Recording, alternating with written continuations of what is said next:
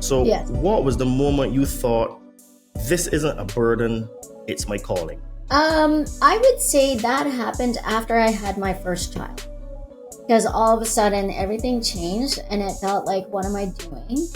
What is life really about? Let's tap into the energy frequency, the higher energy frequencies, and breaking down all the barriers that are holding you back from moving forward.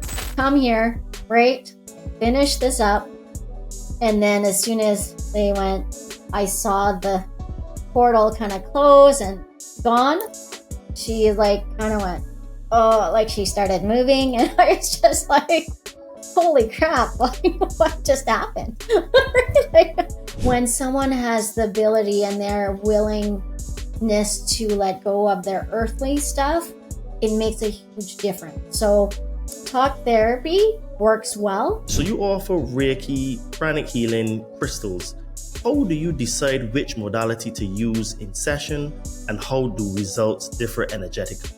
I'm being honest because this is my business. Why would I tell you not to see me ever again?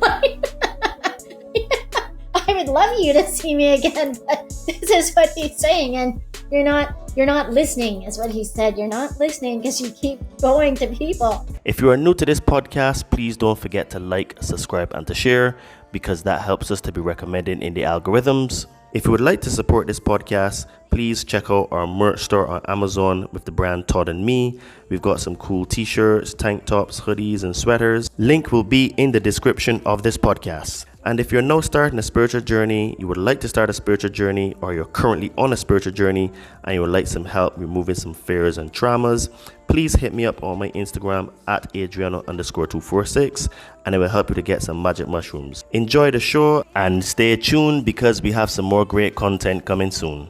Hello friends, welcome to the Conscious Man 7 podcast. I am your host Todd Cave, and today we're going to step into the unseen. In this episode, I'm joined by Joan Widen, a powerful energy healer, intuitive medium, Reiki Master, who has guided hundreds through deep transformation, emotional healing, and even peaceful transitions at the end of life. She's not someone who just talks about spirituality. She lives it, breathes it, and walks between worlds. From releasing deeply embedded energy blocks to working with guided spirits, and even helping souls transition in their final moments, Joan brings clarity and healing to some of life's most mysterious and even taboo places. You may have seen her on the Quantum Guide show, Aliens and Angels Live, or the Typical Skeptic Podcast. But in today's conversation, we're going deeper than she's gone anywhere else, so much so that we spoke for 3 hours, which is a rarity for me.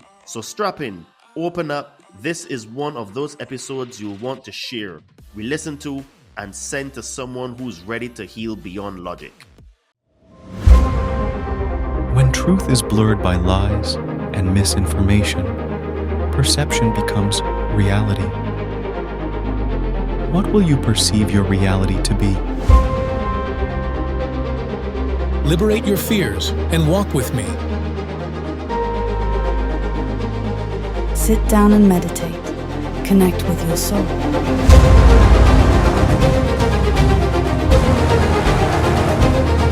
Be a monster and then learn how to control it. You got to be willing to do the work.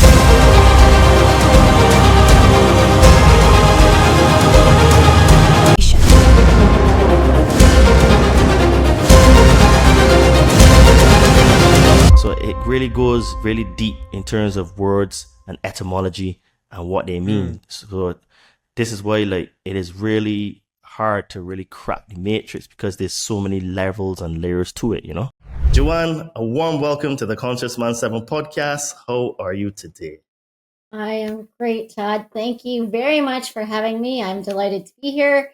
This is, I think this will be great to talk about all these things that some people don't, or not that they don't understand, but maybe have a misunderstanding of. Yes, I agree. And the way that the world is shifting right now, the things that have been taboo or seemed as woo-woo are starting to become part of the the discourse now. And I was listening to your podcast that you did on Forbidden Knowledge Network. And I immediately after hearing was like, okay, I need to talk to her because these things that she's saying really resonates with me. And I'm sure they will resonate with my audience as well. So everyone has an origin story. So at what age and in what situation did you first realize your psychic gifts, seeing spirits, hearing messages, vivid premonitions were more than childhood imagination? See, I always thought this was kind of a normal thing that people did. And the only time I thought it wasn't when I became more like I was a teenager, when I realized, oh, wait, not everyone can do this.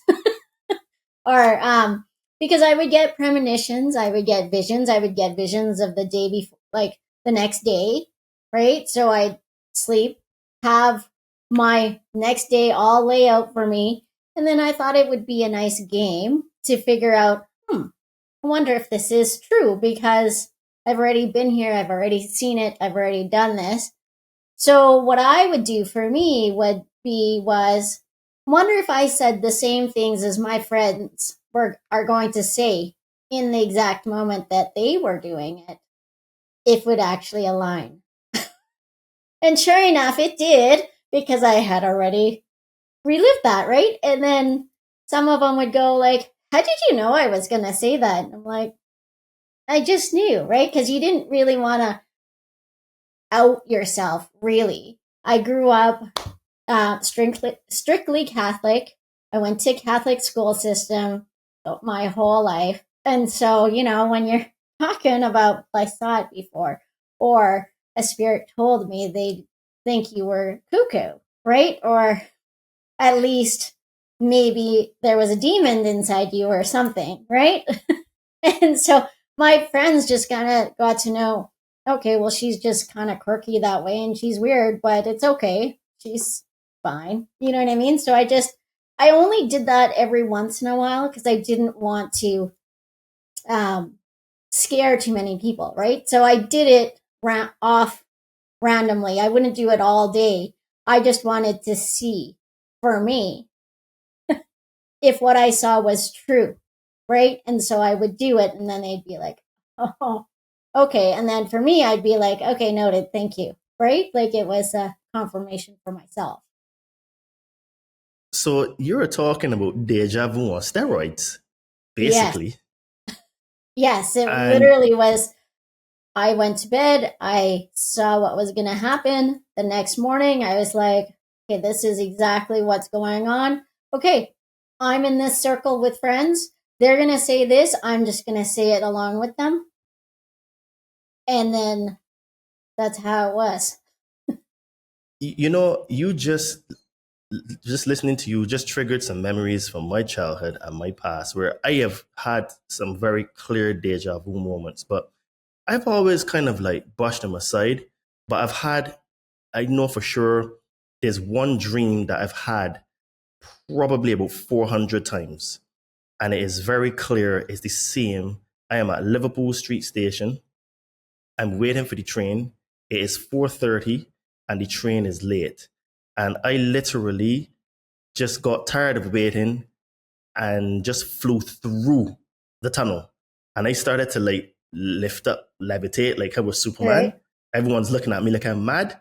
And I just flew through the tunnel and that was it. I've had that dream about 400 times, I swear. And you just triggered that memory, right? of that. So these things used to come to in dreams, or you would just be sitting down and you would like realize, oh, this is going to happen tomorrow. How did that happen? No, they would actually, because I'm very visual, they would always come to me in dreams. Now, so if I were to analyze what you just said, the Liverpool station is very busy, right? There's a lot of comings and goings, and it's just, if you don't want to be seen, that's not the place where to be. Right? Because there's so many eyes on you, right? True. And so if I were to analyze that today, that would be like you going, okay, I'm putting myself out here. I'm going to do this podcast and now I'm going to fly and just be me and not give a damn or a crap about whomever might be watching. Does that make sense? So now you've liberated yourself, so you're fine, essentially.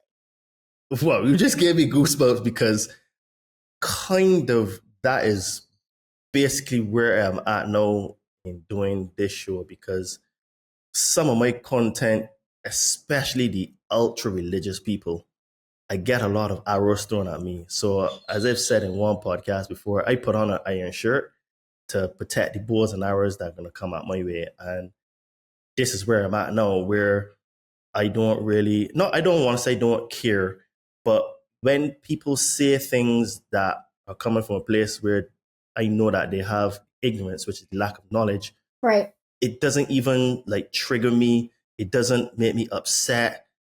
Is pretty much like water on a duck's back, and I just literally ignore it, right? Right. So basically, that is where I am at in my life, where I know that I get criticism for some of the things I say, and they don't affect me. They don't trigger me. I don't get into any internet beefs going back and forth trying to argue with people. And I never thought that dream, like, 'cause you just literally, that memory just came straight away to me, where I know I've had that, like I said, it's the exact same thing, 4:30 every single time.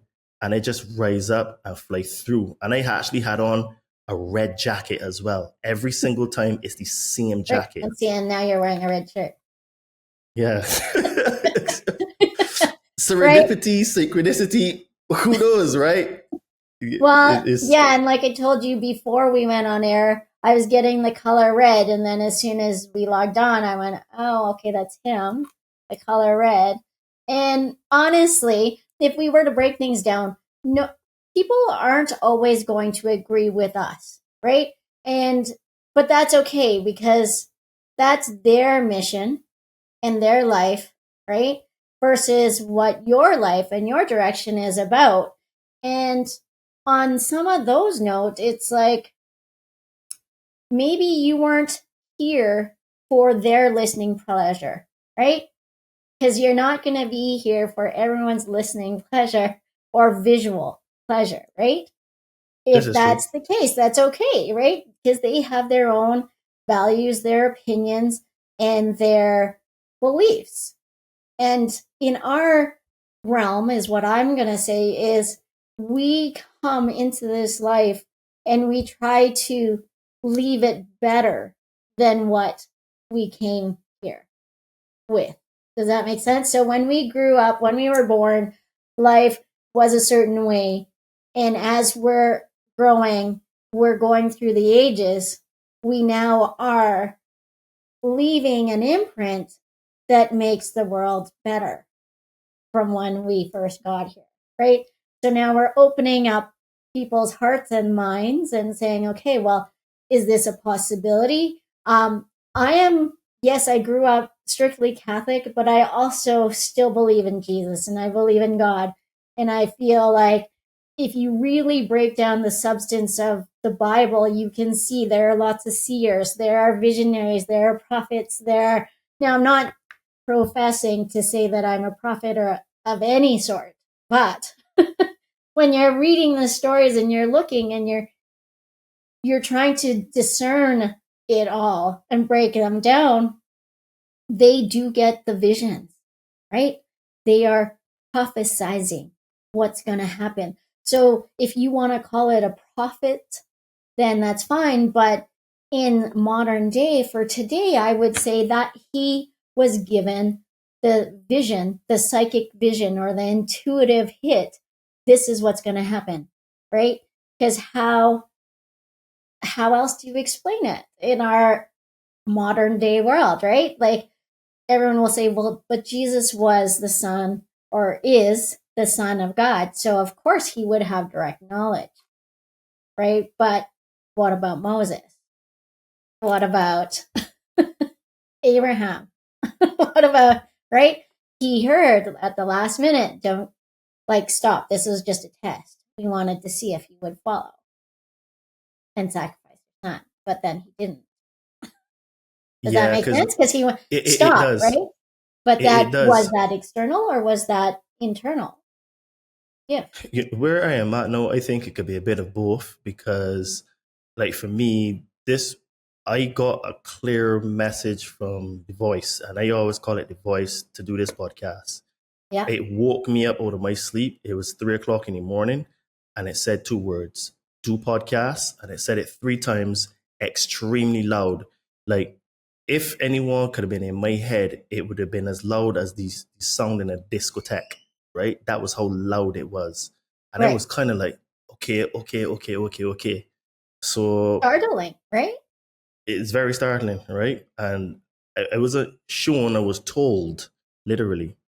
So part of me now, I'm thinking that could be both coming from the inside and the outside, probably simultaneously at the same time. So, But is there really a difference? I don't think there is. well, this is the thing. That's right. I don't think there's actually a difference because I Right. think when you start to delve deep enough, you realize that the life source is inside of you. The life source is you. You are part of it, and it is part of you. So if that's the case, you are it. So there's really no separation. So I think that, whether the spirit ascended or descended, it might actually be one and the same. You know what I mean? Because something that goes Exactly, down right? comes up, right? So I think that where we are in humanity, that we kind of get focused on semantics in terms of what this particular thing means instead of looking at the overall picture. Right. So I think that a conversation like this is very, very well timed in where we are. And so you describe this, your gifts as you that described it as normal. So Yes. what was the moment you thought this isn't a burden, it's my calling? I would say that happened after I had my first child. Because all of a sudden everything changed and it felt like, what am I doing? What is life really about? And now I have this little person that now I have to figure out how life works for her, how life becomes. And right away, instantly, the moment I saw her, my whole being went, you need to get back to your roots. You need to get back to basically listening to you, right? And I would say from your previous, what you were saying before, the only discernment is the soul isn't the body. That's it. That's the only disconnection. The soul is still the soul. The soul is within the body, but we are not our body. Does that make sense? So it's almost like we are the gamer. The soul is the gamer that controls the avatar, if you will, right? And yes, you can get killed, but in our world, that's it. There is some coming back, but that's a different story, if you will. You don't come back to the same space, right? So True. when people say, but my soul, and they're like, well, how do you discern it? How do you discern spirit and it talking to you? Because spirit, okay, so I'm trying to figure out how to say this because our mind likes to say things to us. But is that us, the soul? No, it's not. It's our mind, and our mind tries to protect us because it's trying to protect our heart, because our heart doesn't necessarily want to feel something. And that's the human experience, right? The human experience is we get to feel everything. And if we really think about it, our brains, our soul, we don't even have to tell this miraculous body what to do, right? Like, so me being a woman, having children, I didn't have to tell this body to go, okay, now we're pregnant. Oh, wait, it has a beating heart first. And then start to grow all the different limbs and the different organs, everything just starts to work. It just works on its own. It's very, if you will, intuitive because it just works, right? We have an electric current that goes through our body that actually starts everything, and everything knows how to work in cogs, right? And when something is off is when we get illnesses, we get disease, right? And if you break down that word, it's just dis-ease. So we're not living with ease, right? So everything like that can be described that way. And when we keep stressing and we're allowing the outside world to come into our own universe, right? Because in our bodies and in our life, by ourselves, we are our own universe. And when we have a relationship with other people, well, then now the universes collide, right? And now you have to live with each other cosmically, if you will, right? So if we look at the solar system, in our solar system, everything revolves around the sun, right? And all the different planets, they all mesh together and they work together. So if you want to look at relationships, that's what it's. You are in, there's a sun, because we all need life, we all need whatever, right? To live, we need sustenance, we need, right? So that becomes, the earth is, I would say, like our sun, and then everyone else becomes different planets. And we all have to work with each other.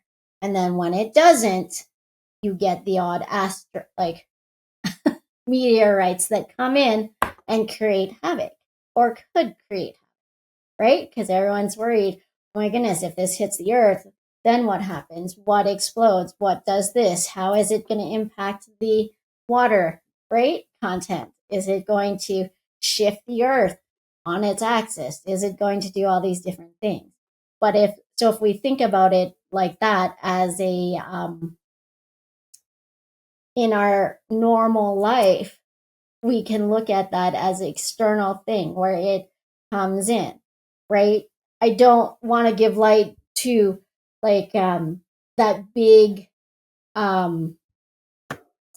thing that was in the media recently about the couple that got caught. I'll just say it like that, right? Oh yeah. That would be like an asteroid coming in and hitting, and then all of a sudden you've got debris everywhere, and your life becomes in chaos, because all of a sudden it's like, what's going on? Where did this come from? How did it come from? How did this play? Right? And then, but we have to look at it and go, what was my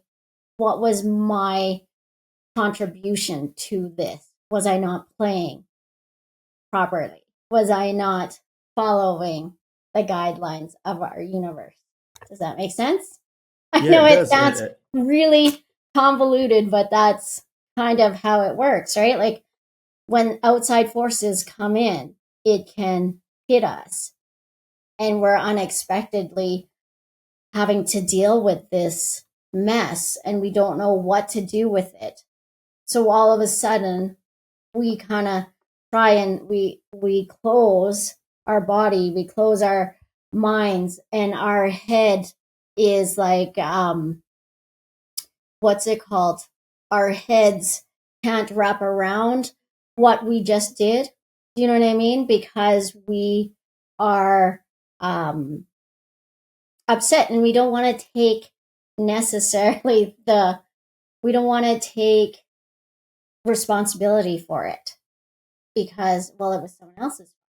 Why did someone else show this? Why this? Why that? Right? And so again, we all have things going on in this earth, and we all contribute to everything in our lives, whether it's doing our part to recycle, to be kind to the earth and to the birds, and maybe not pillage the earth of its natural resources, etc. But we all have some sort of responsibility in that way. Does that make sense?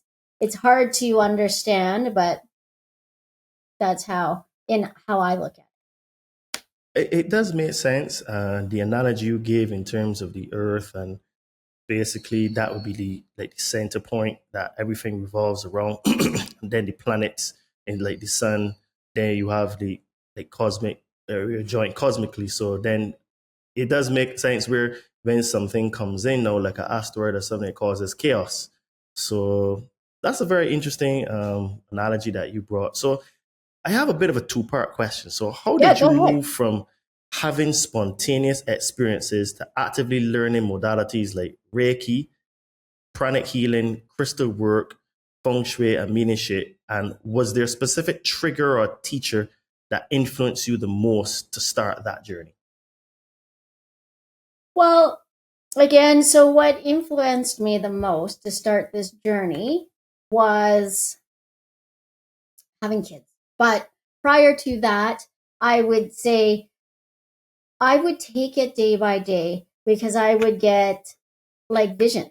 So, for example, when I was younger, I had walked in because I shared a bedroom with my grandparents. Okay. And so we came home, they were already in bed. I walked in and I went, I will not see her once she leaves this room today. It is done, right? Because I found her, she was having a seizure. She was diabetic, and so she must have went into a diabetic thing where she couldn't get out of it. Does that make sense? And they took her away, but that was it. That's all I knew. So I couldn't, but I knew she was gone, and I knew that I would not see her again. Now, after that happened, I don't remember the next month after that happened. But I do remember because we ended up taking her body back to the Philippines. So I remember that and leading to those days after that. Does that make sense? And Yes. so there's those. And then she passed away. And back then I was young. We still had rotary phones. We had analog phones. And so the phone rang and I answered it and it was her. She was talking to me on the phone. It was very sounded like a CD because there was a lot of like static and like, right? Like, but I could hear her voice asking me how I am, how, like, can I hear her? And that she loved me. And I was like, yes, right? Like, and my uncle was there. I was at his house and he was only 10 years older than me. And he was like, who are you talking to? Let me find out. So, because he was scared with the answers I was giving, right? So he answered and he goes, who is this? Right? And he wasn't quite sure. And I told him it was his mom. And he's like, what? I'm like, it's Lola, right? Because that's grandma. And so he listened and you could see his eyes like get big and then he hung up because he was so freaked out because he knew that's who So it he was. heard her voice as well. Yeah, because I saw Wow. his eyes light up and it was like, so yeah, right? So then when he passed on, because he passed away also in an accident, in a drowning accident, and I knew he had passed away before anyone told me. Because he came to me in the dream and said, hey, I'm in the lake. And I could see him just kind of there. It wasn't scary. It wasn't anything. But I woke up and I went, that's weird. Didn't know what to do. I never thought about it. And then because I was staying with friends in a different city, her parents came home and asked, hey, did your parents call you about your uncle? And I'm like, what, that he's still in the lake? And they kind of went, so your mom did call you? And I'm like, no, she didn't. They're like, well, how did you know? And I'm like, I just know. Right? And at that moment, his body was still in the lake. They still hadn't found him. So Wow. they were kind of like, okay, we don't know what's going on, but whatever. So it's just one of those things where you kind of go, okay. But these were when I was young, right? So when my uncle passed away, I was 13. And when my grandma passed away, I was 10. Right? So there were 3 years difference when they passed. But they both came to me, right? Even when I was in the Philippines, when she passed away, because I was her favorite. It wasn't a secret. I was her favorite because I was the littlest, and she spent all her time with me when they moved to Canada. I got really sick, and they didn't know why I was sick. And they gave me all these pills. I'm sure some of them were placebos because I had canker sores on top of canker sores that I couldn't get rid of. And it was making me sick. I had high fevers. I had all these different things. And so my mom, because it's the Philippines, they went, you know what? Because, okay, so in the Philippines, just so you know, like when someone passes away, their body is in the house for 2 weeks for viewing, right? So it's encased in glass, and you can view, like, neighbors can come and view them, and the door is always open for people to come pay their respects and all this stuff. Okay. So knowing that her body's in the house, they thought maybe we should get a witch doctor to figure out why she's sick. Cause I wasn't getting better, and it didn't matter. I just wasn't getting better, to a point where in the Philippines, the doctors are like, I think you should leave her here in the hospital so we can watch her around, 24-hour care. Right. And I told my mom, I'm like, if you leave me here, don't ever come get me, because I'm done. I'm like, you cannot leave me here. I will not stay here. If you do, I don't want you to come get me, because I don't. Do you know what I mean? Because I was 10 in a foreign country. Yes, I was born there, but I only had lived there for 1 year. So I had no clue. And I understood the language, but I couldn't speak it. So then now I'm in a foreign place. Stop. So anyways, with that, so then they decided, okay, let's get a witch doctor to come. So this really tiny old lady comes into the house, and she has me light a candle from both ends. It's dripping. And then she goes, okay, now blow them out. So I blew them out. And then she proceeded to read the candle, which I thought was very fascinating at the time, because I'm like, what are you getting out of this, right? So I'm still trying to figure out. And I'm like, I couldn't get too much from her, right? But I'm like, okay, but she didn't seem like a bad person, right? She just didn't seem bad. I went, okay.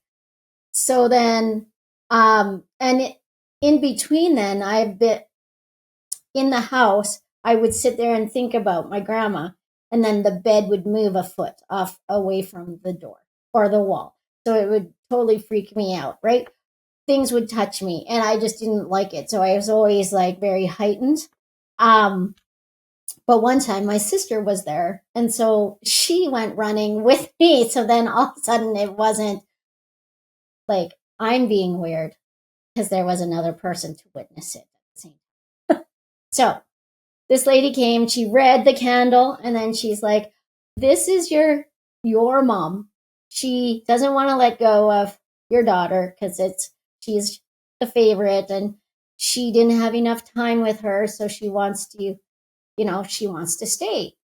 So she's like, the only thing you can do is go to the graveyard, tell your daughter to say goodbye, and say, you can always be with me, but you just can't be in this body. You can't try to attach to this body. And they're like, but you can't say it. She has to say it. So leave her alone at the gravesite to do it. Right? So we went the next day because, that's, they're like, okay, well, if this works, then we need to do it. So we went. They left me alone with her grave site. And then, because I guess we had already buried her, and then I got sick. So anyway, so after I did that, I came out and I said I was really thirsty because it's really hot, as you know, right? And so they're like, they don't have water. They only have pop or soda. And I said, that's fine. I'm just so thirsty. I just need a drink. So then I took a drink, and all of a sudden I'm like, my mouth doesn't hurt. And they're like, what do you mean? So my mom said, open your mouth to show me. And everything that I had was gone instant. So by the time I said something to the time I walked to the entrance of the cemetery, everything that had been infested in my mouth, which is canker sores on top of canker sores, had completely vanished. And they checked me for a fever. It was all gone. Everything. Nothing. Like, all gone. Completely. Wow, what So, a story. right? So it's interesting, and people are like, what? I can't believe it. I'm like, if I hadn't lived it, I might say the same thing, but it really is. So now, right? Like, I asked for help, and if we go back to certain things, just kind of have to say, hey, you can't inhabit my body. There's only room for one. Right? You got to go. Okay, so how then did you move from these spontaneous experiences to actively learning modalities like Reiki, Pranic healing, crystal work, feng shui, and mediumship? Okay, so how I moved into that, again, is when I got older, had the baby, they said, you got to go back into your roots. So the only way for me to understand what that was, because at that point, I had some intuition, like I still had it, but I wasn't really using it. I actually ran into someone. They were a client for where I worked. They came in and they just started talking to me about Reiki. And I went, interesting. Okay. And then I just get called to do it. So as soon as I made that switch of, I need to get back to me, things came to me. Do you know what I mean? So the Reiki teacher came to me, and then I took it and I went, and I took the first one, and I'm like, this is it. This is part of it. And we did Reiki shares. We did all these things. And I went, this feels like home. And then as I was doing that, I started working in like a health food store, and someone came to me and they asked me some questions. And I said, well, here, let me just give you a little bit of healing, because I was still practicing, learning, right? So I gave them some energy work. And then what was it, like a week later or 2 weeks later, he came to me and he said, hey, I want you to take chronic healing. Can you take this? We are setting up a class for you to come. Will you come? I'm like, well, okay. If all these things align, so I had 3 things that I needed to have aligned. So I needed someone to watch my child. I needed to ride share with someone, because this was 3 hours away. And I needed somewhere to stay for free. Those are the things I said to Spirit, this is what I need. You want me to take this? I need this to happen. And so then, which I never told anyone, it aligned where someone could watch my daughter. Someone asked me, hey, do you want to ride share with me? Because I'm going to Edmonton and I'm going to take that class too. And I'm like, great. So that was 2. And then the guy the person that had asked me to come, because they were setting up the class for me or for everyone, said, and you can stay at my place for free. with these other people. And I went, perfect. Okay, I guess I'm going. Because now I have no excuse to not go. Right? So when you ask spirit, things align and it just starts to go bing, ding, ding, ding. Right? Like, because I said, Yes. all of these have to be taken care of if you need me to go. You know what I am realizing is that a lot of times these things actually do happen in terms of alignments. You can call it serendipities or synchronicities, but I find that what happens to most of us is that we don't see that those things are actually being provided for us to take the chance or the risk or do the investment or to, just trust. And I find that most of the time, because we're in a state of fear, that we actually Yep. don't see the forest from the trees, because it's only in hindsight that you would say, well, that I could have done that thing because of X, Y, and Z. Right. But instead, what you did, you say, okay, if you want me to do this, this is what I need. And it just happened. So I think that both of those things happen, where you can ask and they'll be given, or they will just turn up all at the same time. And then you need to have the courage in oneself to say, okay, with the things that I were fearing are actually being provided for us, so I can actually take this risk.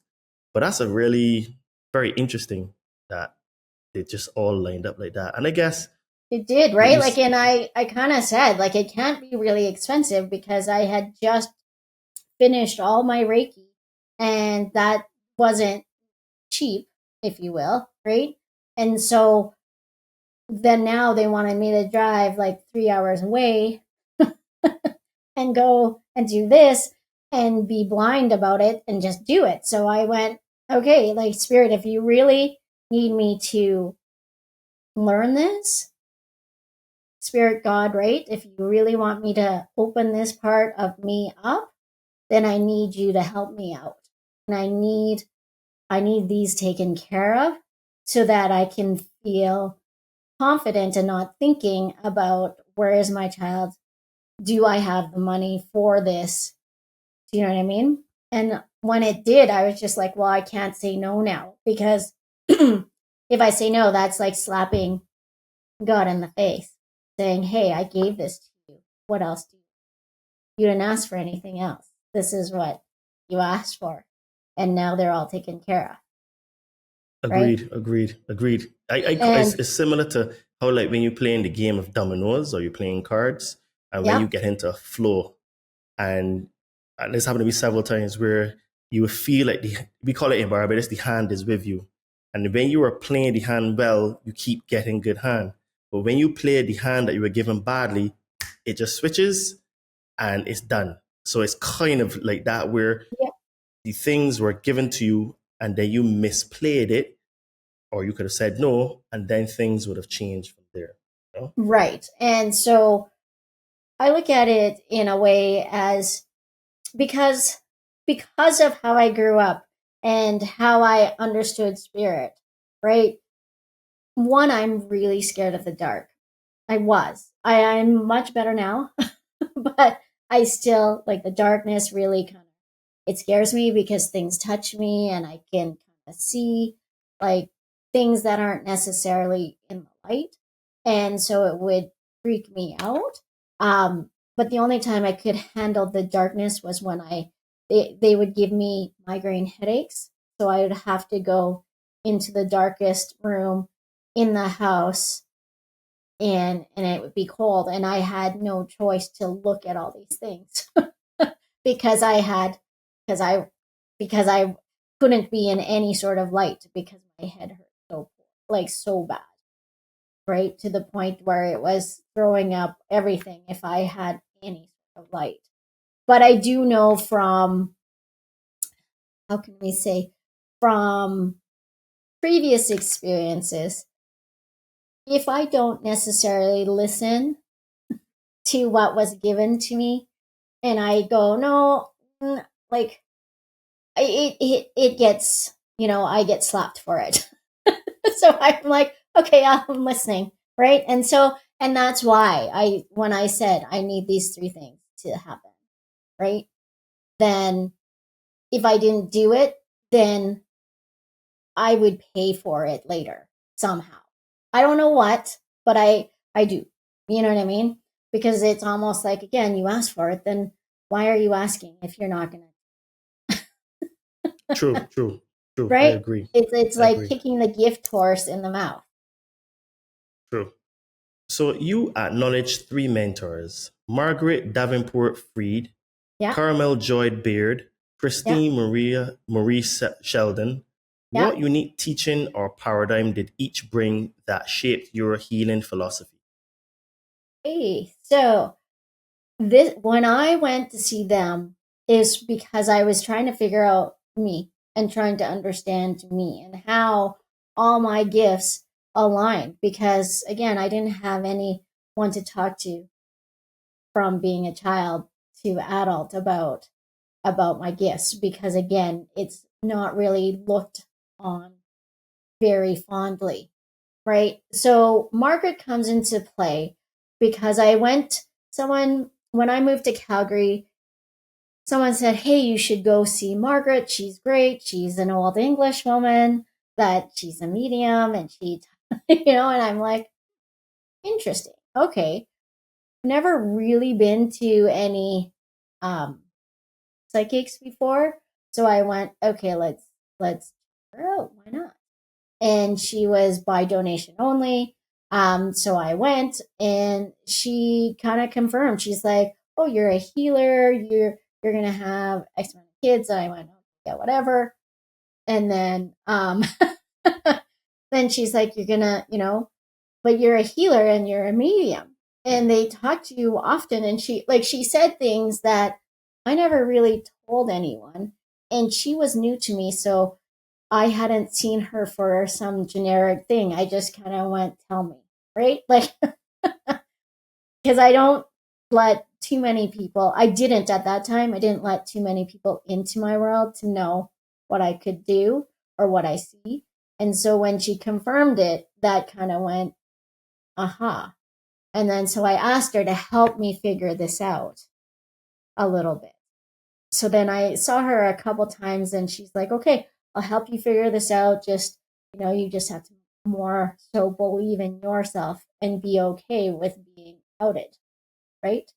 Coming out of the closet and telling people this is what you do, because you got to be proud of it because you've been chosen to do this. Not everyone can do it. A lot of people, everyone has intuition, but not everyone has the same fine tunement of it. Does that make sense? And so the next person is Carmel Joy, who is also a medium. She actually has her own show. She did on, I can't remember, the Country Network. I can't remember what it was. So she had her own show. She, again, a medium. So she helped me, again, come out a little bit more because she was more contemporary. She was younger. She's my age. So she just helped me grow out of that a little bit and go, okay, you can do this. Here it is. Here's the confirmations. Again, because it's one of those things where when I grew up, I did so much to hide myself than I did to just, even though I was me, I hid that part of my life so well that it was super hard to go, okay, let's take off the cape and let's show everyone who you are. Does that make sense? I still have some of my childhood friends that I grew up with, other Filipino friends, that they're just still freaked out. They're so scared of some of the things I know, right? Even though they've asked me, they're like, it freaks the crap out of me. I'm like, but you asked me. So like, I don't know what else to say, right? But then they're just like, oh, okay. But it is what it is. And then where Christy Marie Sheldon comes in, she comes in more as you gotta be more like business, make it outward, right? let's hone in on some of your healing. Let's tap into the energy frequency, the higher energy frequencies, and breaking down all the barriers that are holding you back from moving forward. So that's where she came in. And it was breaking down money issues, all these different things where her healings were interesting as they were more spoken and not necessarily like hands-on energy. I think hers was more of breaking down the mental blocks and the belief systems as to why you can't do what I do. Does that make sense?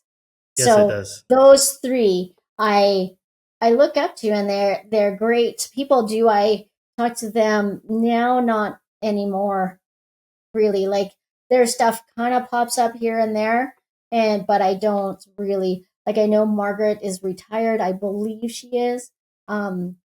She's had a hard life, so I don't know if she is still working. I know Christy is, but I know she's trying to retire. So I think her sister is stepping more into the limelight. And Carmel, she is still doing her thing, just slowly in different direction. I believe she's doing more Wicca stuff. I think. I can't guarantee that. But for me, Wicca doesn't really resonate with me because you don't need spells and you don't need those things to make things work. Does that make sense? Yes, it does. And yeah, tinctures do work, and I understand how some do, but when it comes to different types of spells, for me, that is just, it doesn't resonate, right? And so for me, I just say no. Okay. Right. So if I've had a client that they're like, I don't know why all these things are happening to me. They were falling, they were breaking things. They're just like, why? So then I would talk to them and they're like, oh, well, there's an issue with this person. And I think it's this person doing something for this person. And so it felt very kind of voodoo-ish. Right. And I was like, oh, okay. Keep talking. And then as I was doing healing for her, I'm like, you did something. And they're like, no, I didn't do anything. I'm like, no, they're telling me you actually are doing something to this other person that you feel has the spell on. That they did the spell on the other person. Like, you're doing something. Like, no. I'm like, it is loud and clear. I'm like, you're doing something. I don't know what it is. You don't want to pop up to it. Right. And so I went, okay, we'll leave it for now. So as I was continuing with the healing, all of a sudden it comes out.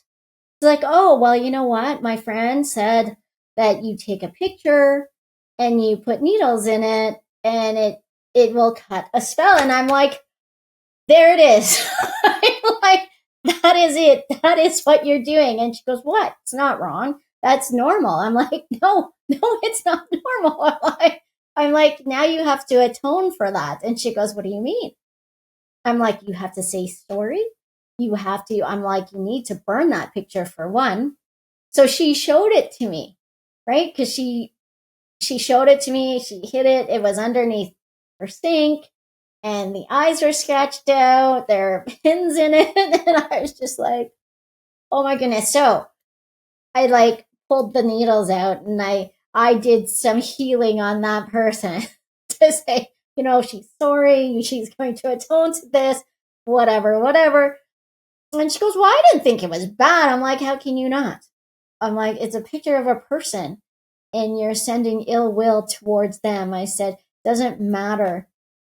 That's still, you're doing something like ill will to another being. I said, that is not how energy works. That is not how the energy flow works. I'm like, that is why you're breaking your collarbone. That is why all of a sudden you've got this aggressive cancer that won't go away. I'm like, because it's fighting back, right?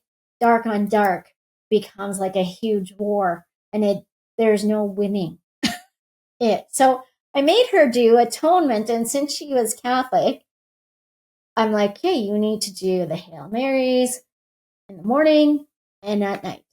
And you need to say, I'm sorry to this person. She goes, but I'm not sorry. And I'm like, you have to say sorry. I don't care how you do it or how you want to do it. You must say sorry. Right?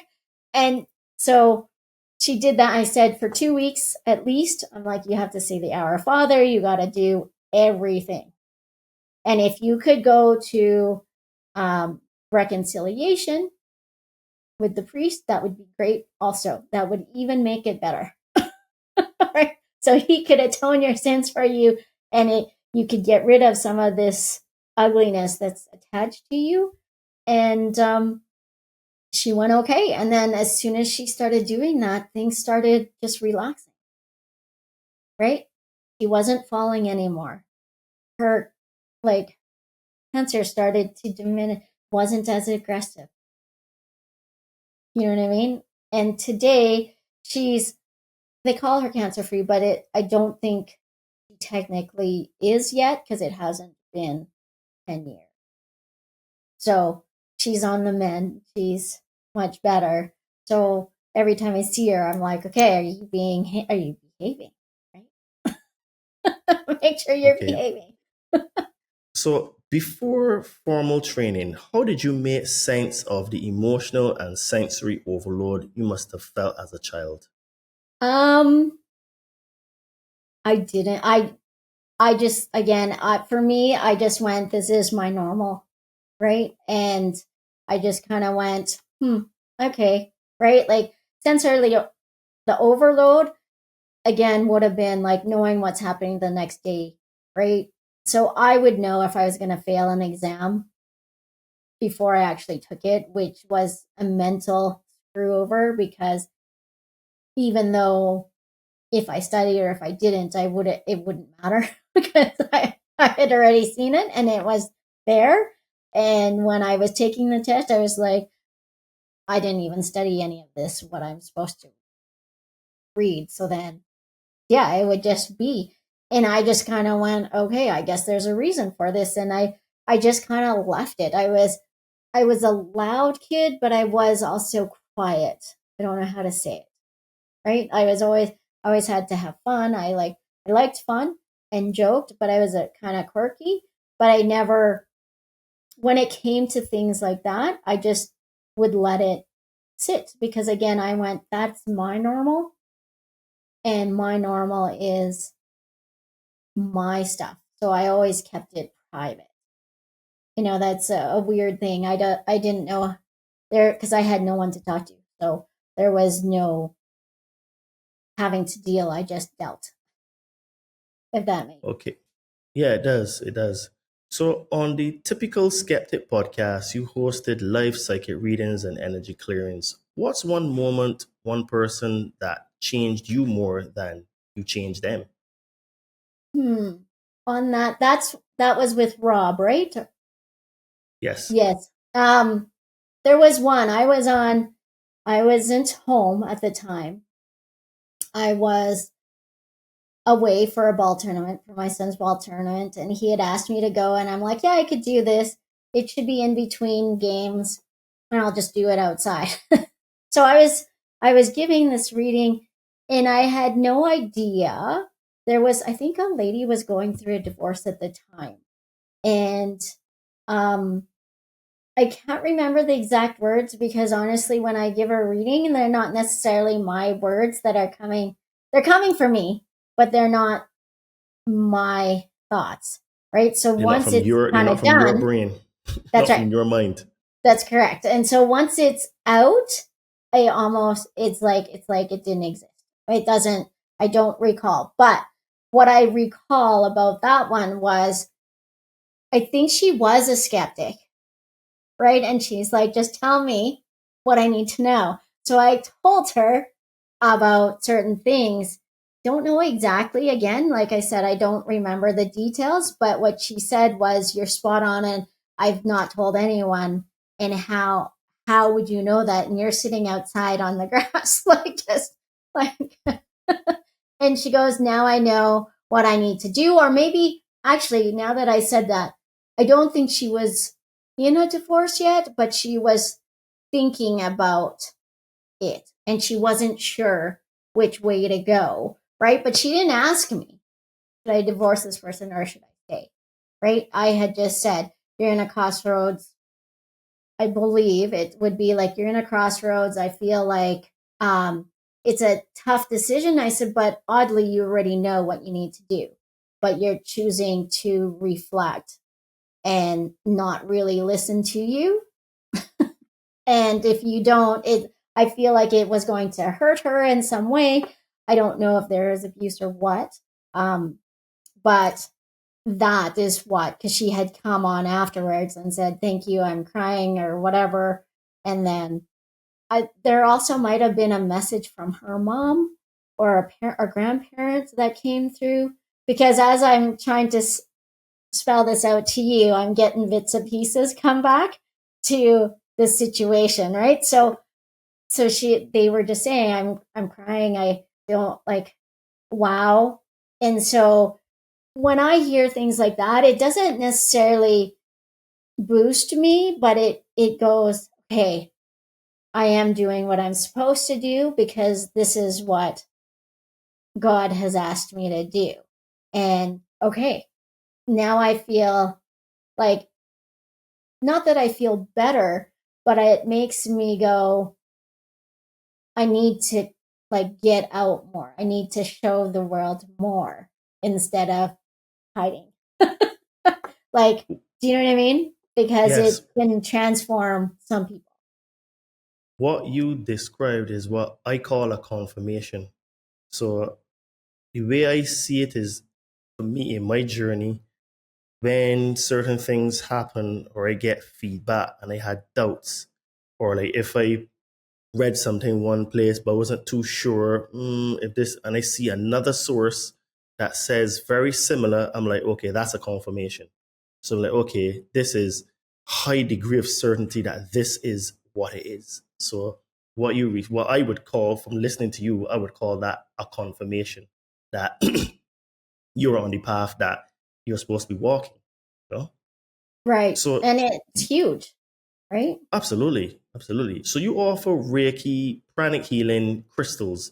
How do you decide which modality to use in session, and how do results differ energetically?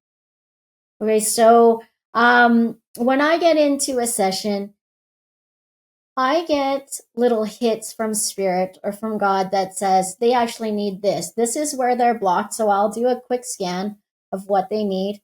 And when you have a session with me, if you're open to messages from spirit, they'll come through.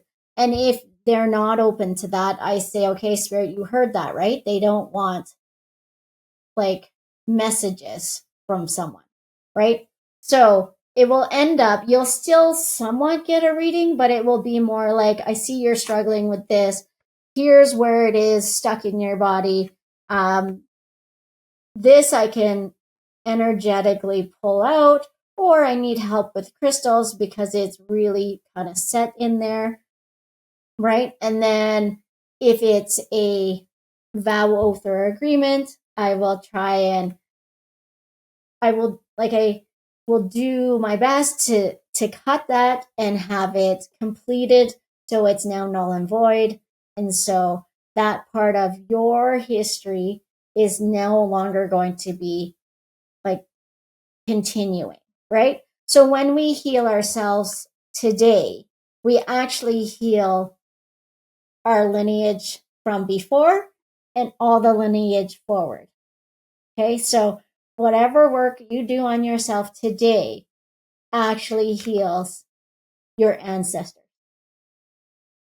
So, and it's surprisingly interesting because when you heal your ancestors, all your future also changes because those agreements or those belief systems no longer get carried forward, right? So if we're thinking of like a crow, right? If you do something malice, like bad to a crow, their generation, their future generations will continue to dive at you. They will just know you until the day you die. Really? Yes. So if you think you're going to throw a rock to a crow or a raven, think again, because they will dive bomb you until you die.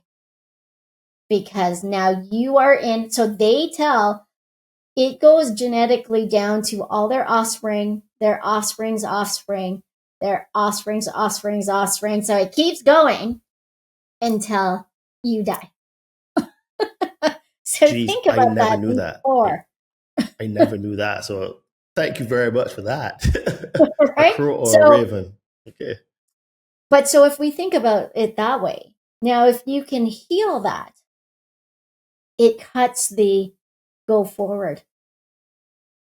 Right? So if you heal Definitely. your lineage here, it no longer gets carried forward in the future.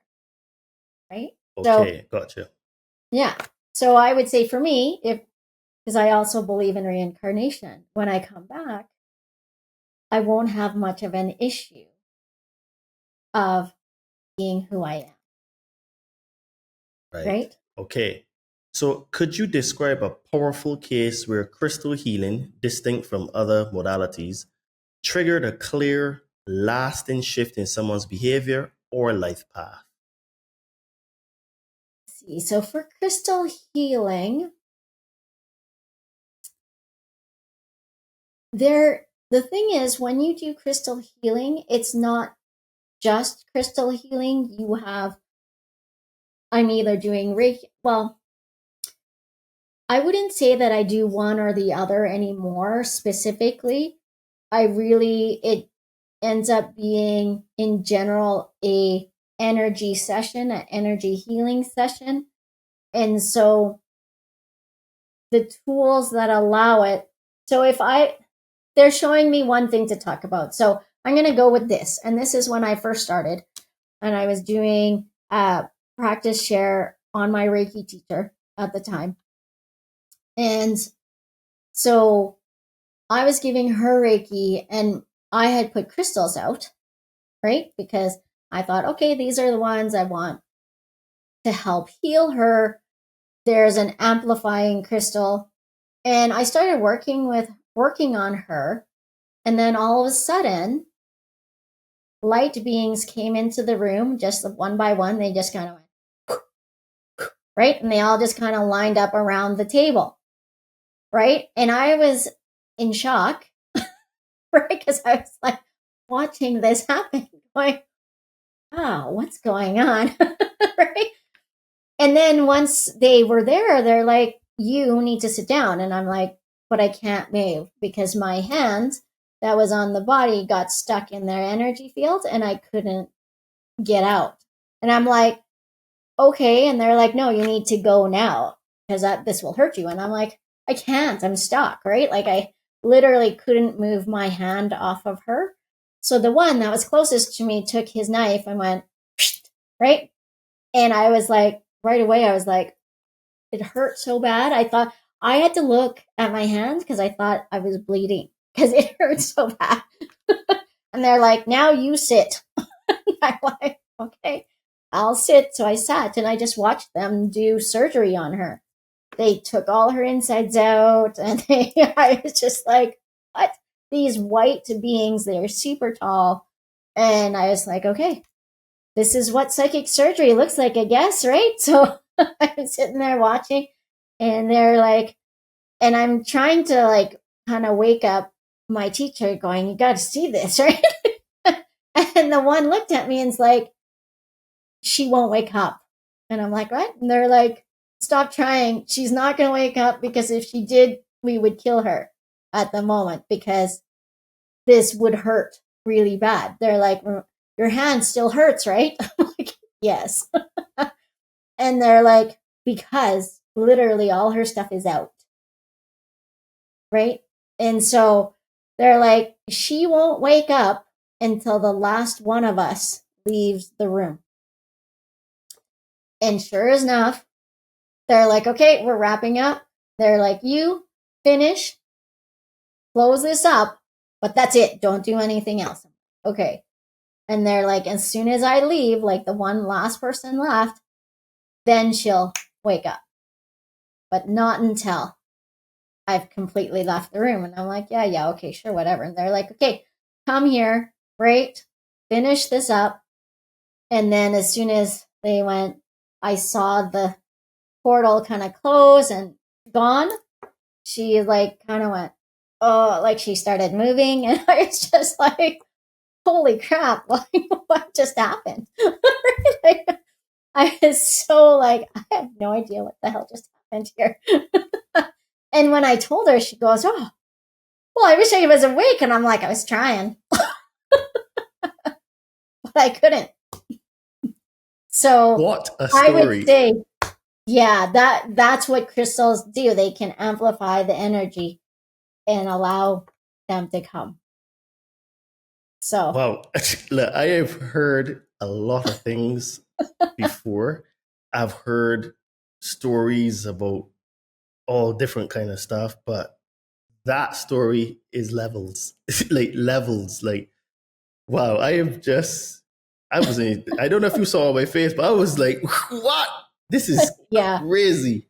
But it is. okay. I still to this day kind of go, that was amazing. Like, and I literally like they were like white, but they were also like see-through.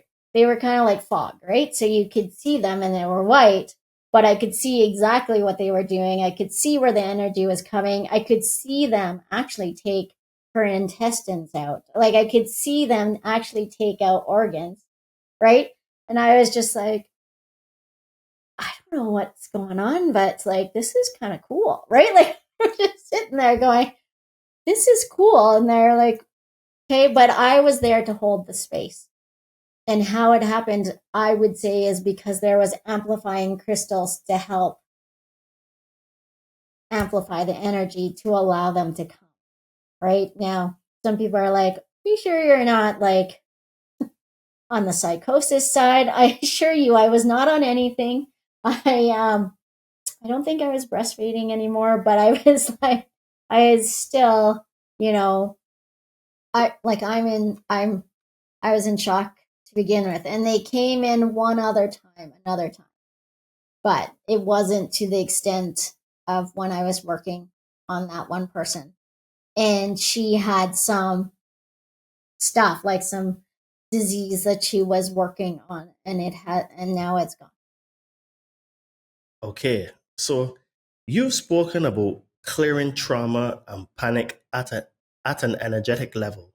How do those clearings compare to talk therapy or counseling for chronic anxiety? So how those compare to, I guess it's really, again, because I'm not a medical physician or a psychologist or anything like that. So I just want to make that clear. But what I see is when someone has the ability and their willingness to let go of their earthly stuff, it makes a huge difference. So talk therapy works well for some people, again, right? In my world, there's no, if you will, no excuses if you want, right? So when I said to you before, your soul is not part of your body, right? So the anxiety part and the trauma part are a physicality thing, is a human body thing. And so when you can, say, detach from your body and go, okay, that was an experience that I lived through. Yes. I don't need to relive it over and over again, right? So because our mind, when our heart doesn't want to feel, or it's an overload, it goes, hey, mind, can you take this for me? so I don't have to necessarily feel, right? So when our mind and our bodies, our heart, when our mind and our heart are misaligned, is when you get a lot of disease, and you get natter, and you get a lot of anxiety, and you get some depression, because it's trying to balance these things and it can't, because this is now closed. If you think about it, it's in a lockbox, it's in the vault. And then this goes, okay, don't worry, we're the security, we're going to deal with whatever comes our way. So whatever comes in, we're going to like fight it off to death, right? Because we're going to shield you from this.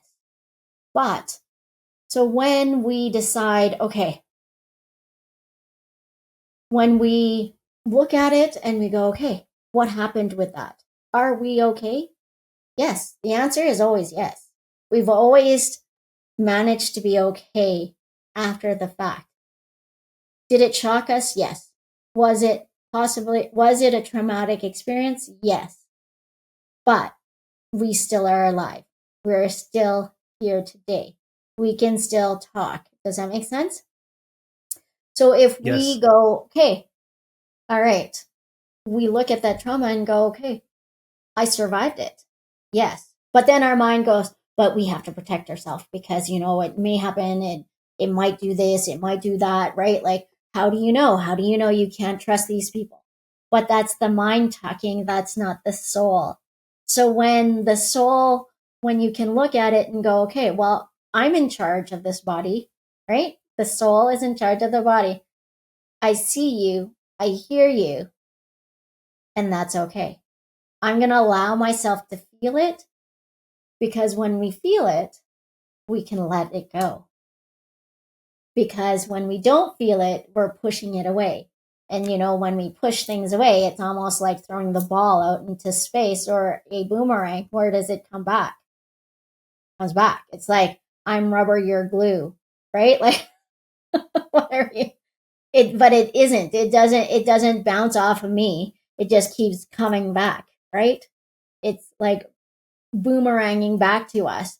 And the louder it gets is the more louder is our anxiety, and it starts to amplify. It starts to get gross. It starts to feel yucky, right? And so then the more we fight it and we say, no, go away, like, I can't. And then we start to shut down because we can't deal with it. But instead of shutting it down, you kind of go, okay, yes, but I was okay. I made it out alive. I made it. And I'm here today. I can speak about it. Yeah. Did it hurt me? Did it shock me? Was there a trauma? Yes. Yes. Right? But I'm still alive and I'm here today. Right? So if you can say to yourself, okay, I learned from that, but I'm alive. Am I okay? I am okay.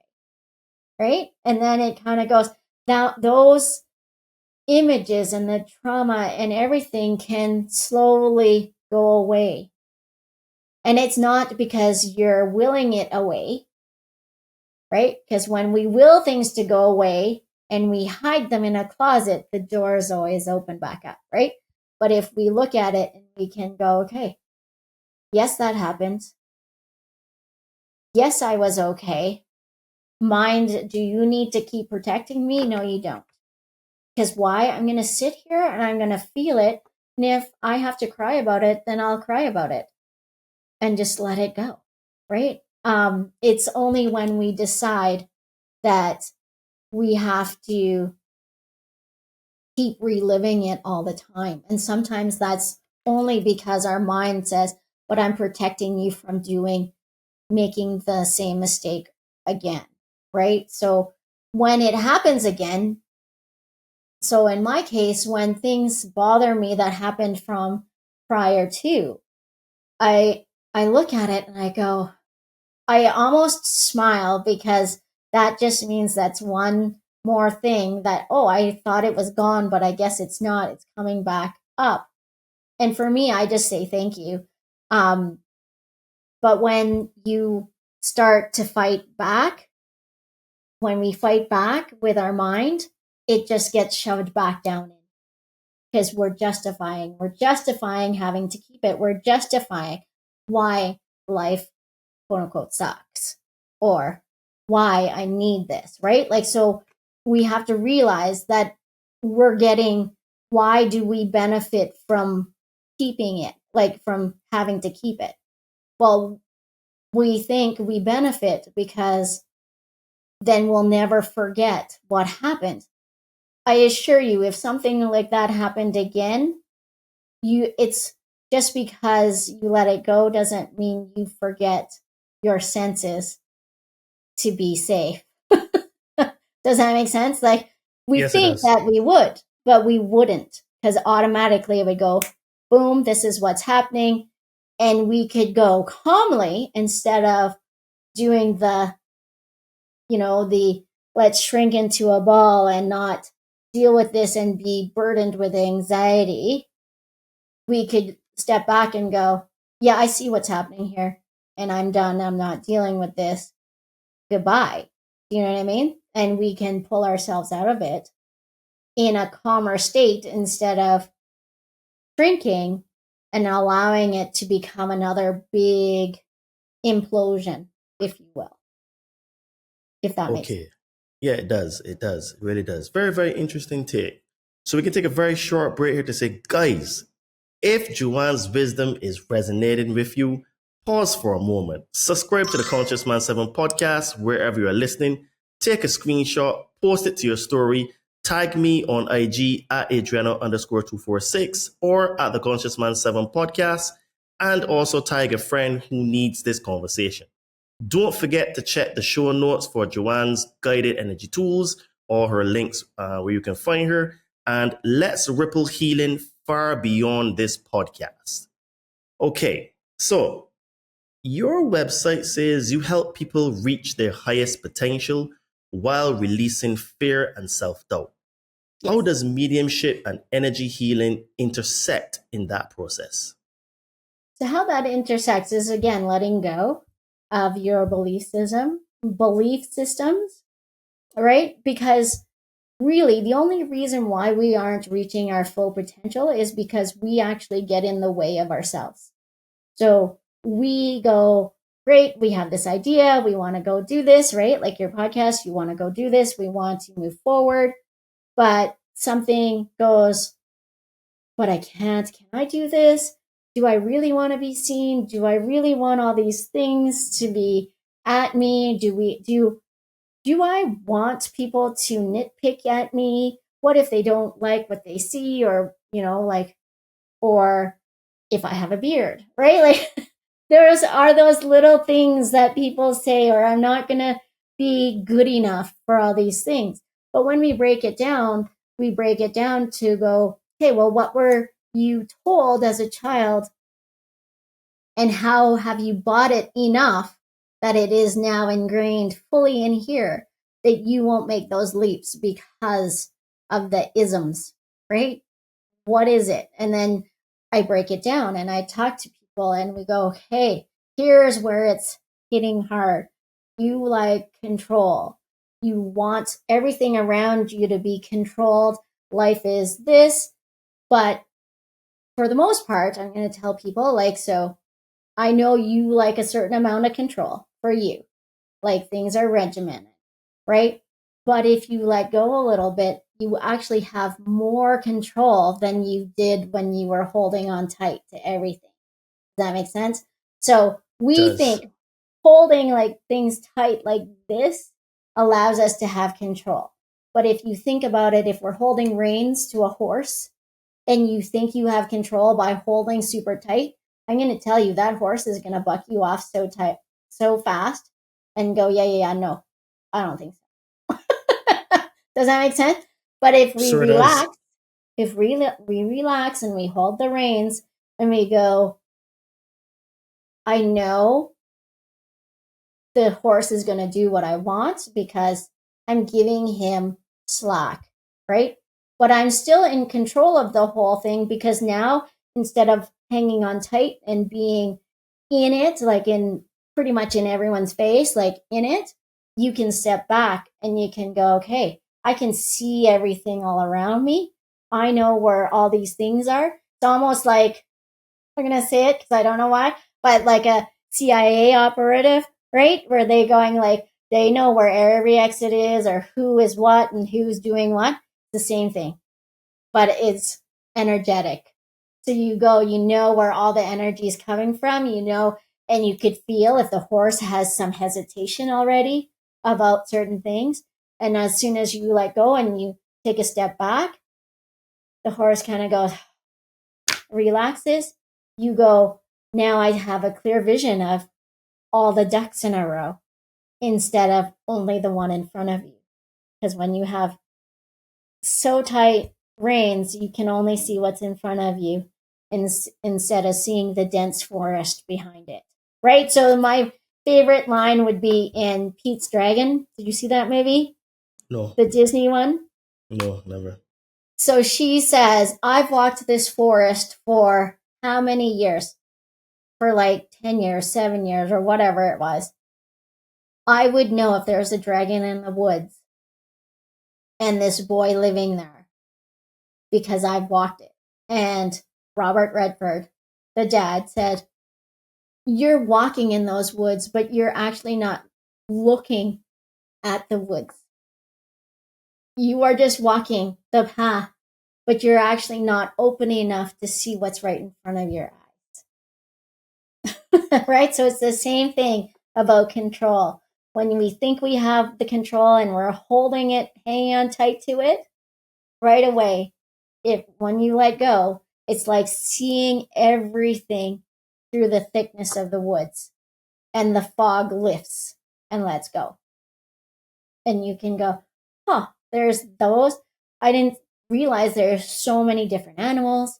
And you can actually see sometimes like little eyes darting at you, like little different birds in the forest that you would never have noticed before, because before it was just trees. Does that make sense? Absolutely. Everything you shared just now resonated with me almost like you were telling my recent story, because as we were talking off camera before, I said to you that I'm a bit of a hybrid, because I said to you that I used to be a civil engineer. And obviously that world is black and white. It is right or wrong. It is structure and order to levels that people, unless you were a civil engineer or are a civil engineer, most people can't comprehend. So that's how my brain worked and still works. Right. And my journey was basically I had to let go of that brain. I still use it because, like I said, I'm a bit of a hybrid. So I am leaning more to what you said to me before off camera, intuition. And now I am a lot more terms I let go and I surrender. And for anyone that's listening to this podcast that thinks like me, I can say it is absolutely scary to do. But what I've learned is that the hardest part is to do it once. Right. And after you do it once, not that it gets easier, but the way my brain works now is that, okay, I've been here before. So I have to sit back and say, okay, because I've been here before, the emotion is the same. And what I did was I doubled down and tripled down on letting go, and then just trying to be more of the observer in terms of my life, who I am, what I'm trying to do, instead of trying to force. Because I will never forget I did a ayahuasca ceremony in 2023, and one of my good mates said to me, because it was a pretty difficult trip for me as well, and he said, but Todd, and he was actually in the ceremony with me, because after we came down and we went outside, we were talking, he says, but Todd, have you ever considered, and this resonated with me highly, that it took me about 6 months to understand it. He says, have you ever thought of maybe not doing so much? I said, how you mean? He says, well, I can't remember. He said there's a Chinese saying that goes, maybe, and he was paraphrasing, he said, maybe doing less is more.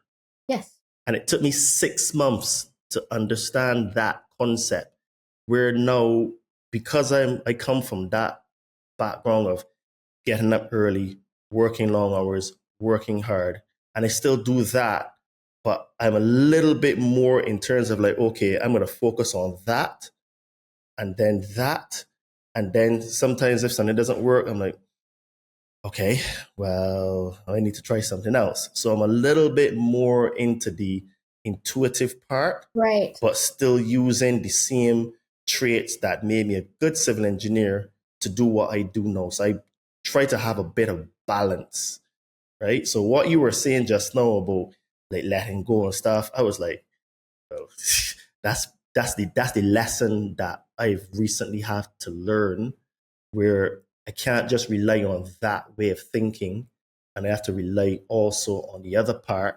And then the other traits that are good, you still need to take action. And that's what I'm good at. I'm the guy that's good at having the plan and executing. Just do it. Because one of Right. my mates, colleagues used to say, he used to be joking, but he used to be say, caveman, I don't care how you do it, just get it done, yeah? And that's how it used to be in civil engineering, right? No one cares.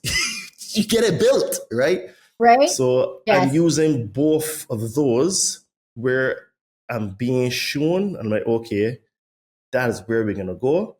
I'm going to put the same effort and energy into that because that's more in alignment with using. So I'm not working hard, I'm just working smarter, Right. right? Does that make sense? Yes.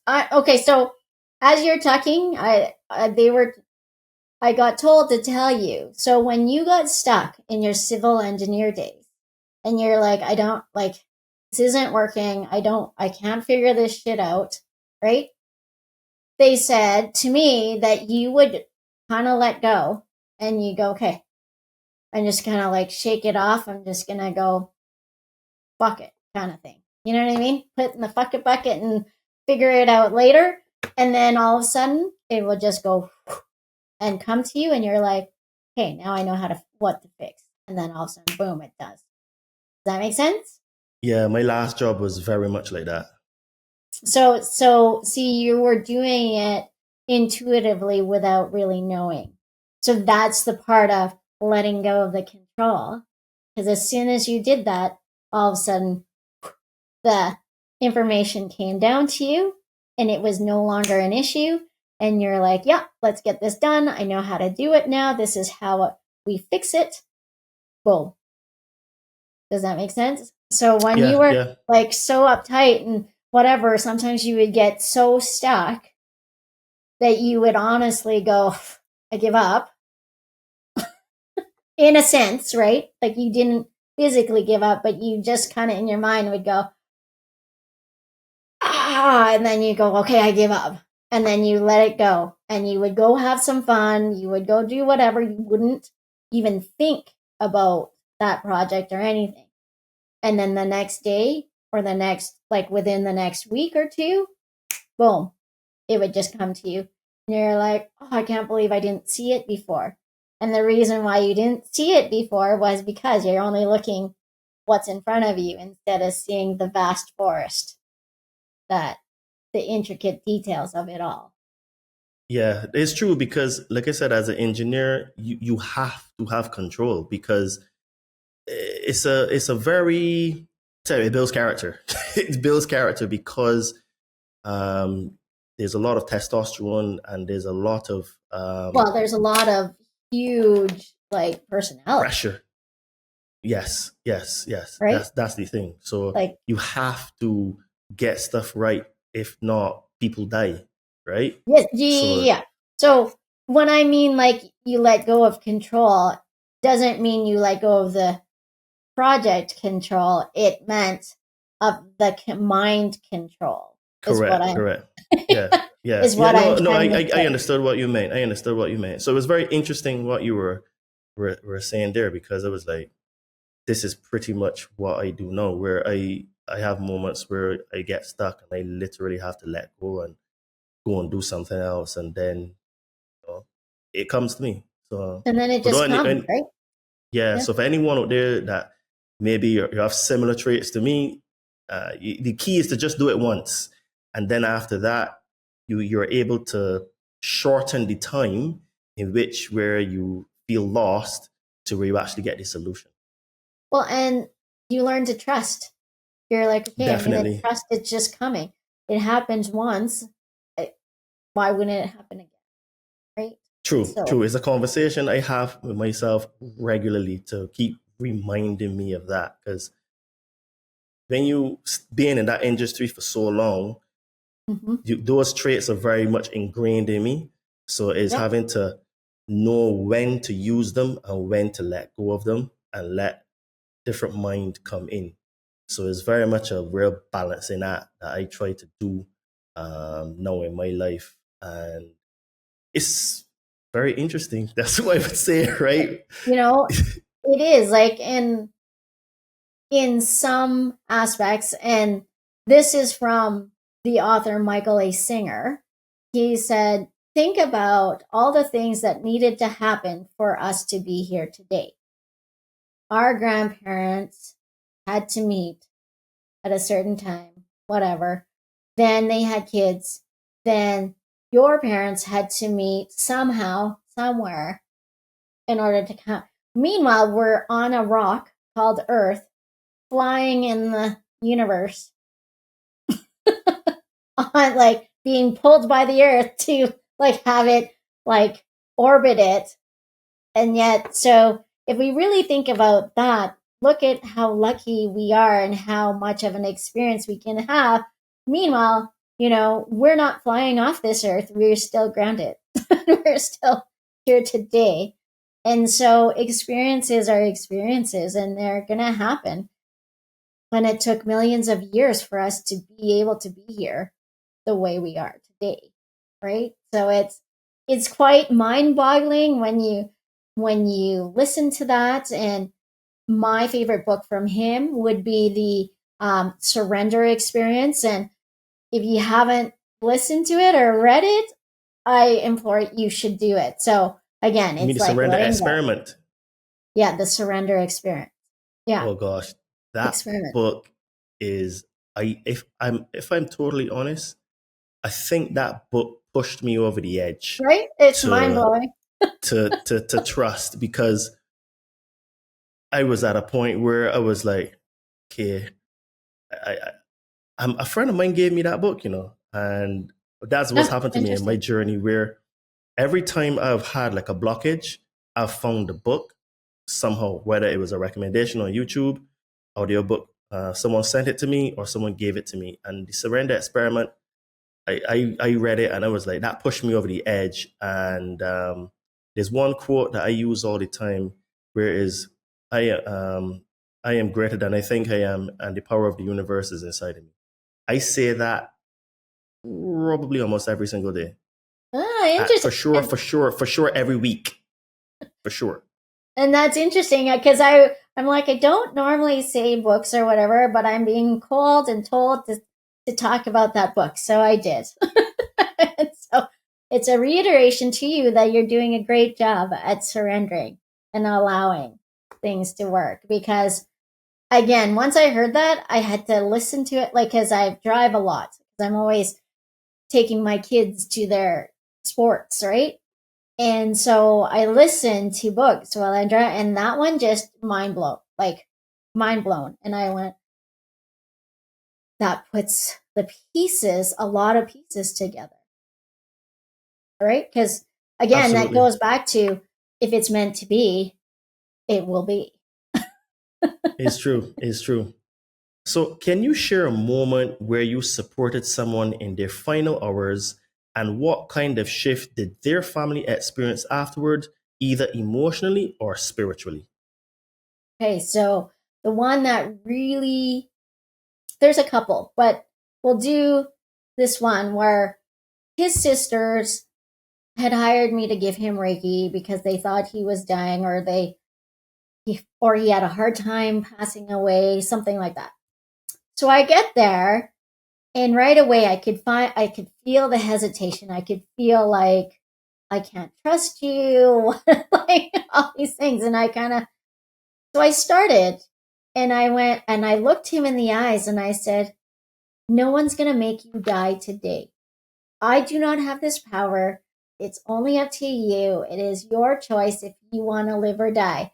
No one can force you to die. I said, I do not have that power. I said, nor do I ever want that power. I'm like, because it's your free will choice. I said, you will die the way you want to die and when you want to. I said, but so can we relax a little bit so you can accept energy and you can feel better about what's going to happen? Because he had a brain tumor that wasn't, inoperable, and it just wasn't a thing where he could recover from because it was too far gone, right? And he laughed and he said, you read my mind because I thought they hired you today to kill me. I went, Wow. that's not going to happen. I'm like, you have free will choice. And I said, you're going to die exactly the way you want to, when and where and how. And he chose, because in Canada, we have medical assisted suicide. And in the end, that's what he chose. But he was in and out of our world and the other world.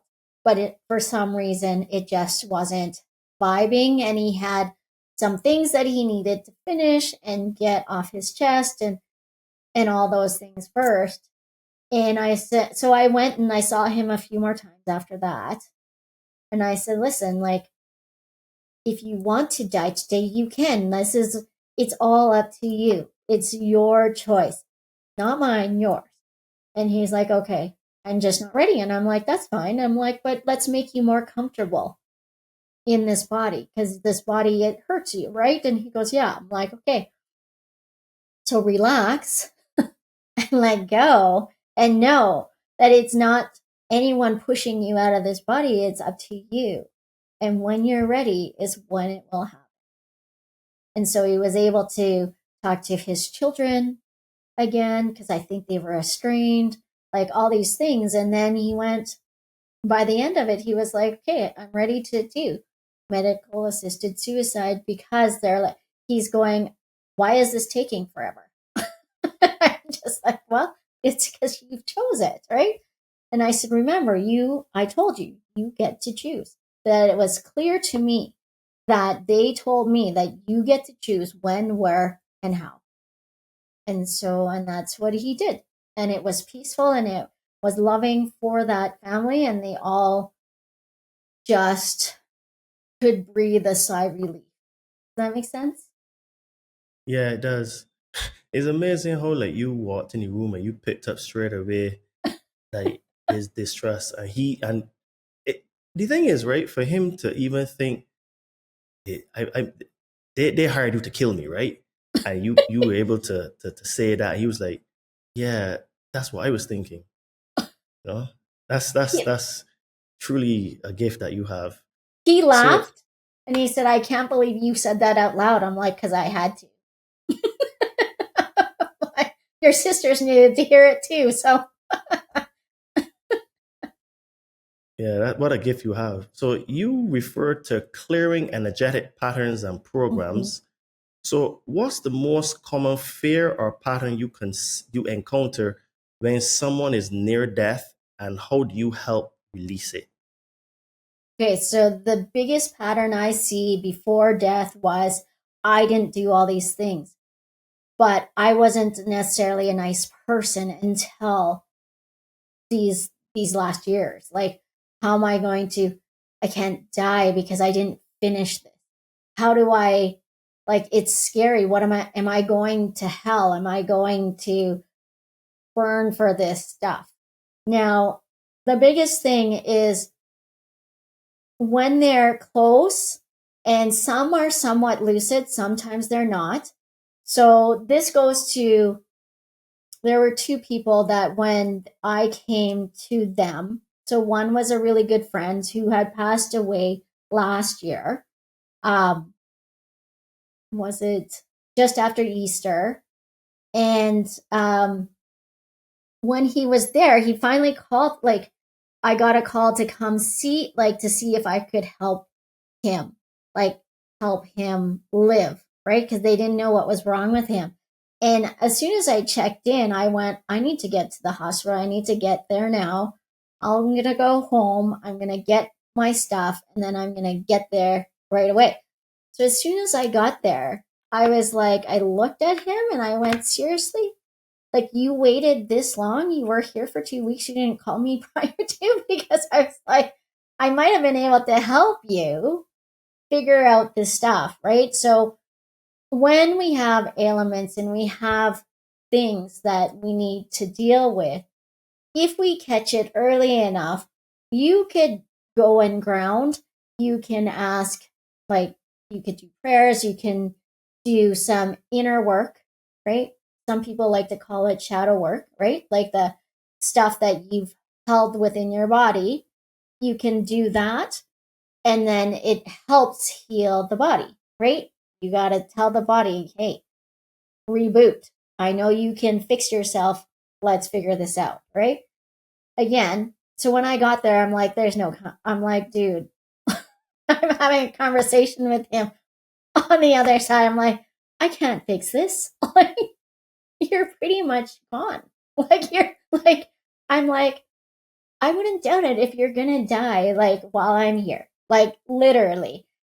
And he's like, well, can we try? And I'm like, sure, we'll try. And so we tried, and I was giving him energy work, and you could see his stats rose. And his family were like, but he's getting better. Look at his stats. They're good, blah, blah, blah, right? And I'm like, yeah, I know what that is. Right? I didn't want to say. So then so they're like, yeah, he's doing well. His stats are better. You know, maybe we could wake him up because they had him induced coma, right? And then I went, okay. And then they drew some blood and they said, well, his liver's failing. Things are starting to fail more, right? And at that moment, it clicked to him on the other side. He goes, I can't come back from this, right? I'm like, no. I said, your stats are up because I'm giving you energy, right? Had you called me a little bit earlier, there might have been a change, but I'm like, I couldn't guarantee it. But he's like, but I don't know how to, like, but I can't die yet because I didn't do all these things. Because it, like, literally when he got sick, it was like this. He was skiing one day. The next day, his back was sore. The next day, he was throwing up blood and whatever. And within 2 weeks, he was gone. Like, that's how quick it was. They didn't know what was wrong. I don't know if they got any results yet or what. So he was asking me how, and I'm like, look, everyone is here already. And he goes, what do you mean? I'm like, everyone is here. Your mom, your dad, because they had passed on already. I'm like, can't you see them? And he goes, yeah, I've been telling them to go away. And I'm like, I know you are. And I said, but dude, I said to him, like, look at your body. Like your body is no longer can be rebooted, man. Like, seriously, right? And he's like, well, I know. I thought you could, like, do a miracle. I'm like, this is like Lazarus. Like, I'm like, I'm not Jesus. I cannot bring you back to life. Like, that is just how it is. And he's like, okay. And I'm like, everyone is here. And even when I was there, I could hear his dad, like, come on, dude. Like, come with me already. Right? But there was that.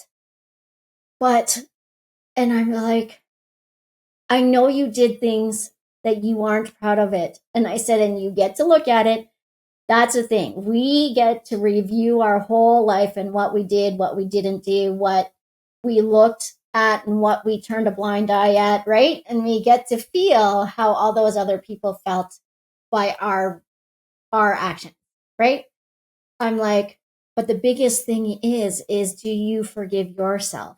So the biggest thing is you can forgive yourself and know that you are worthy of forgiveness because, again, God, Spirit, universe, or whomever you want to call, like Buddha, Allah, they are forgiving. It isn't them that prevent you from going to heaven or from feeling free. It's you and you alone, right? So I tell him, forgive yourself. It's okay. Be okay with it. And know that you will do better in the next life. And then I'm like, look everyone is here. if you were a bad person, why would everyone be here to welcome you to the other side? And it was like, oh, right. And then the one of our other friends, because she isn't scared of what I know and what I can do, I kind of nudged her and I said, do you feel everyone here? And she's like, I'm like, look at all the curtains. There was no wind in this hospital room. And now they're all kind of blowing. And I said, and I'm like, he's going soon. And she goes, how? And I'm like, it had been raining all day. The sun, there was one sunbeam that came into the room.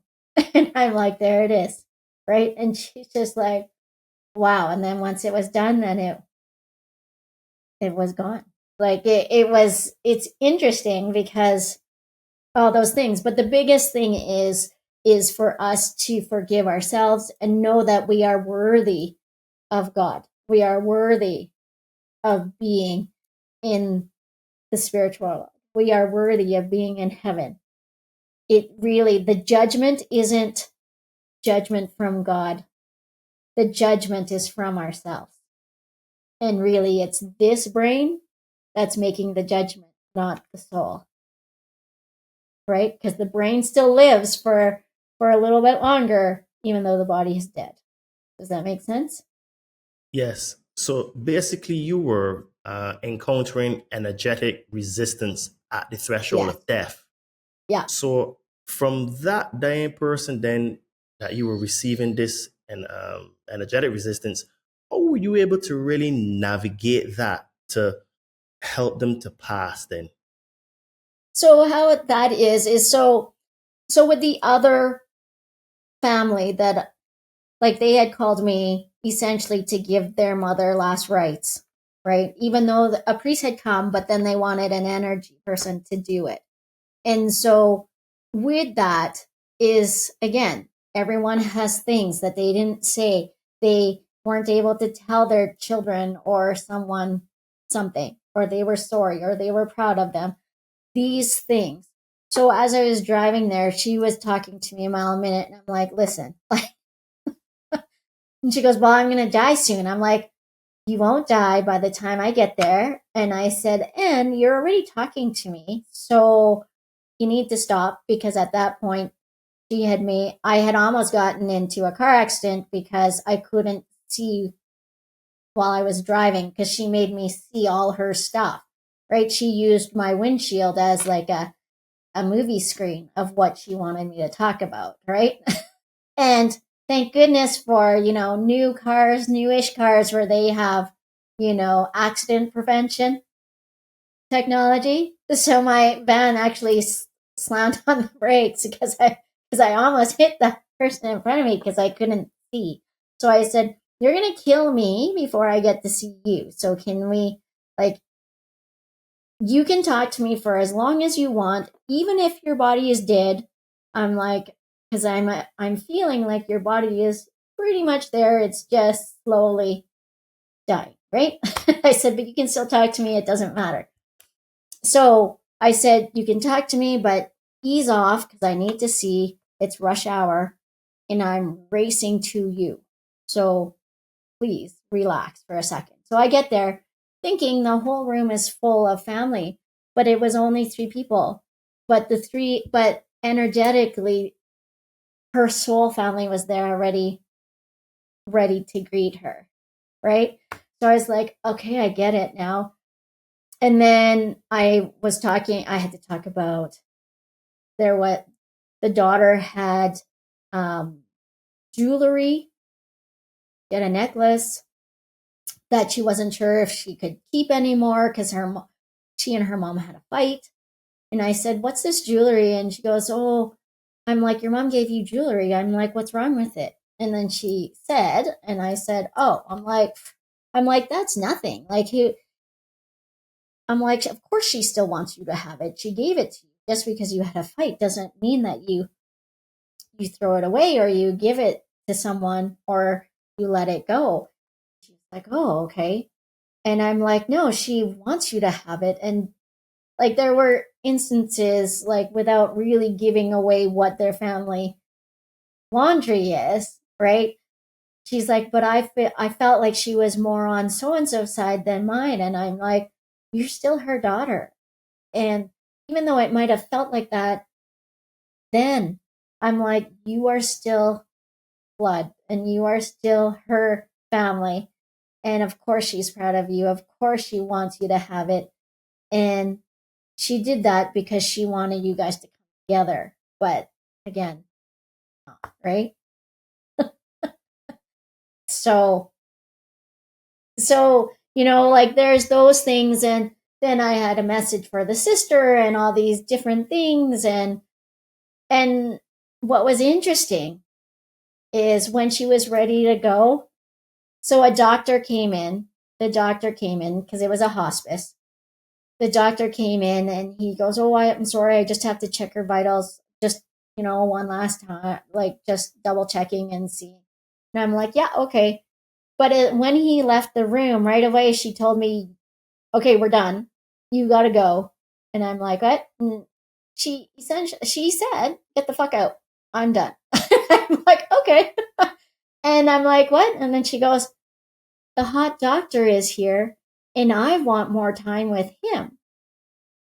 Because we're done talking and I want some time with him. And she goes, of course he has to come on this day when I look like crap. And I was just like, what? And she goes, he could have come last week when I was lucid so I could flirt with him, but no. Of course, I look like this. Death warmed over me, and I'm like, well, because you are. And she goes, I know, but give a lady some, I want to see the hot doctor again. Right? So I stopped and I said this to the children, and they just started howling in there. I'm like, what? And she goes, that doctor is actually her type. He is a beautiful East Indian man, and he was good looking. She's just like, they're like, of course she would say that to you. Swear and all, because that's how she would talk. Get the fuck out, because I want to see the hot doctor again. I want my last moments with the hot doctor. And they're like, you have to tell him. I'm like, are you kidding me? You want me to tell the doctor what she said? So I'm like, hey. So because I do what I do, I'm like, I have to say it, right? So I found the doctor when I was leaving. I said, can I see the doctor? I don't know what his name, but he's an East Indian man or whatever. So they brought him out and I said, just so you know, I'm supposed to tell you that so-and-so thinks you're hot and they're disappointed that you only saw her today on the day that she's dying. She had wished that you had come earlier. And he goes, okay, well, tell her thank you. And I'm like, well, don't tell me. Go tell her. So, don't tell her. And, right? Like, so when he went, I said, so could you spend a little bit more time with her? Because she really would love that, right? Before she died. And so when he went back into the room, he held her hand and he said, thank you for all the beautiful comments you had said to me. And I'm sorry I couldn't come earlier, but I was on my days off. Otherwise, I would have totally come or whatever. But thank you so much for the compliment. I appreciate it. And the kids were like, I can't believe you told him. I'm like, well, you asked me to. And obviously, he believed it enough that he actually said thank you. Right? Wow. So he acknowledged her and her thoughts. So, and he did spend a little bit more time, like extra 5 minutes with her so she could have time with a hot doctor. And then she passed shortly after that, no? And then she passed shortly after.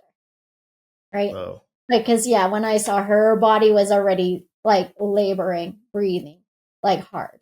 So it was interesting. But yeah, she like right away, I'm like, okay, I feel like I'm almost done. And then right away it was like, yep, get the fuck out because I want time with the hot doctor. I was like, okay. But she was a woman that knew exactly what she wanted. And she did have some hesitation about moving over, but it was only because she didn't get to tell her kids stuff. Because again, they were a little bit estranged, so they weren't talking and they had fought. And then all of a sudden, they thought they had time, but then boom, she was pretty much conscious. Does that make sense? Non-responsive. Yeah, it does. Yeah, non-responsive. So Okay. So, do spirit guides and interdimensional entities ever offer conflicting messages? And if so, how do you discern and navigate that conflict energetically or intuitively? well, sometimes I wouldn't necessarily call them spirit guides that give conflicting. Like, I would say, so if it is a spirit guide giving me conflicting stuff, it's because I'm resistant to what they have to tell me. I am not being open to what they want because I have a belief system or I have an issue with what they want me to do. Meaning, but that's an earthly thing, right? I feel like I'm going to get hurt if I do it kind of thing, right? So they'll say, reach out to this person because I want you to do this, that, or whatever. Meanwhile, I haven't talked to that person in a long time because we didn't end in the best in the light or whatever, right? And so right away, right, their hairs go back up like a while, like when you haven't really worked on yourself and you're being asked to go face your shit and you go, I'm not ready for this, right? So that in a sense, that's almost conflicting, but it's not because when we are so hesitant to it, we have to, as you know, in the surrender experiences where you have to open it up and look why. Does that make sense? Because is it a me thing or is it an actual thing? Because most times it's going to be a me thing, right? It's not. Okay, gotcha. Right? So then there's that. But there are also conflicting things where it feels kind of like a guide, but at the same time, they're not. So when it's conflicting, the difference between a message from a guide versus, say, an entity is a guide will never tell you to hurt someone else. They will never intentionally tell you to hurt the person, whether it be emotionally, spiritually, or physically. Does that make sense? Versus Yes. an entity will push for that. Because again, they work in the dark and they don't care. It does no skin off their back, right? And so sometimes people say, well, what's the difference between you and a schizophrenic? Where we both hear voices in your head, right? The difference is that voice in my head never tells me to hurt anyone or hurt myself, right? Gotcha. So versus the one that's a psychiatric with a mental health issue, they do. It tells them to either do harm to themselves or do harm outwardly. So I see. That's a difference, that's a big distinction, right? actually.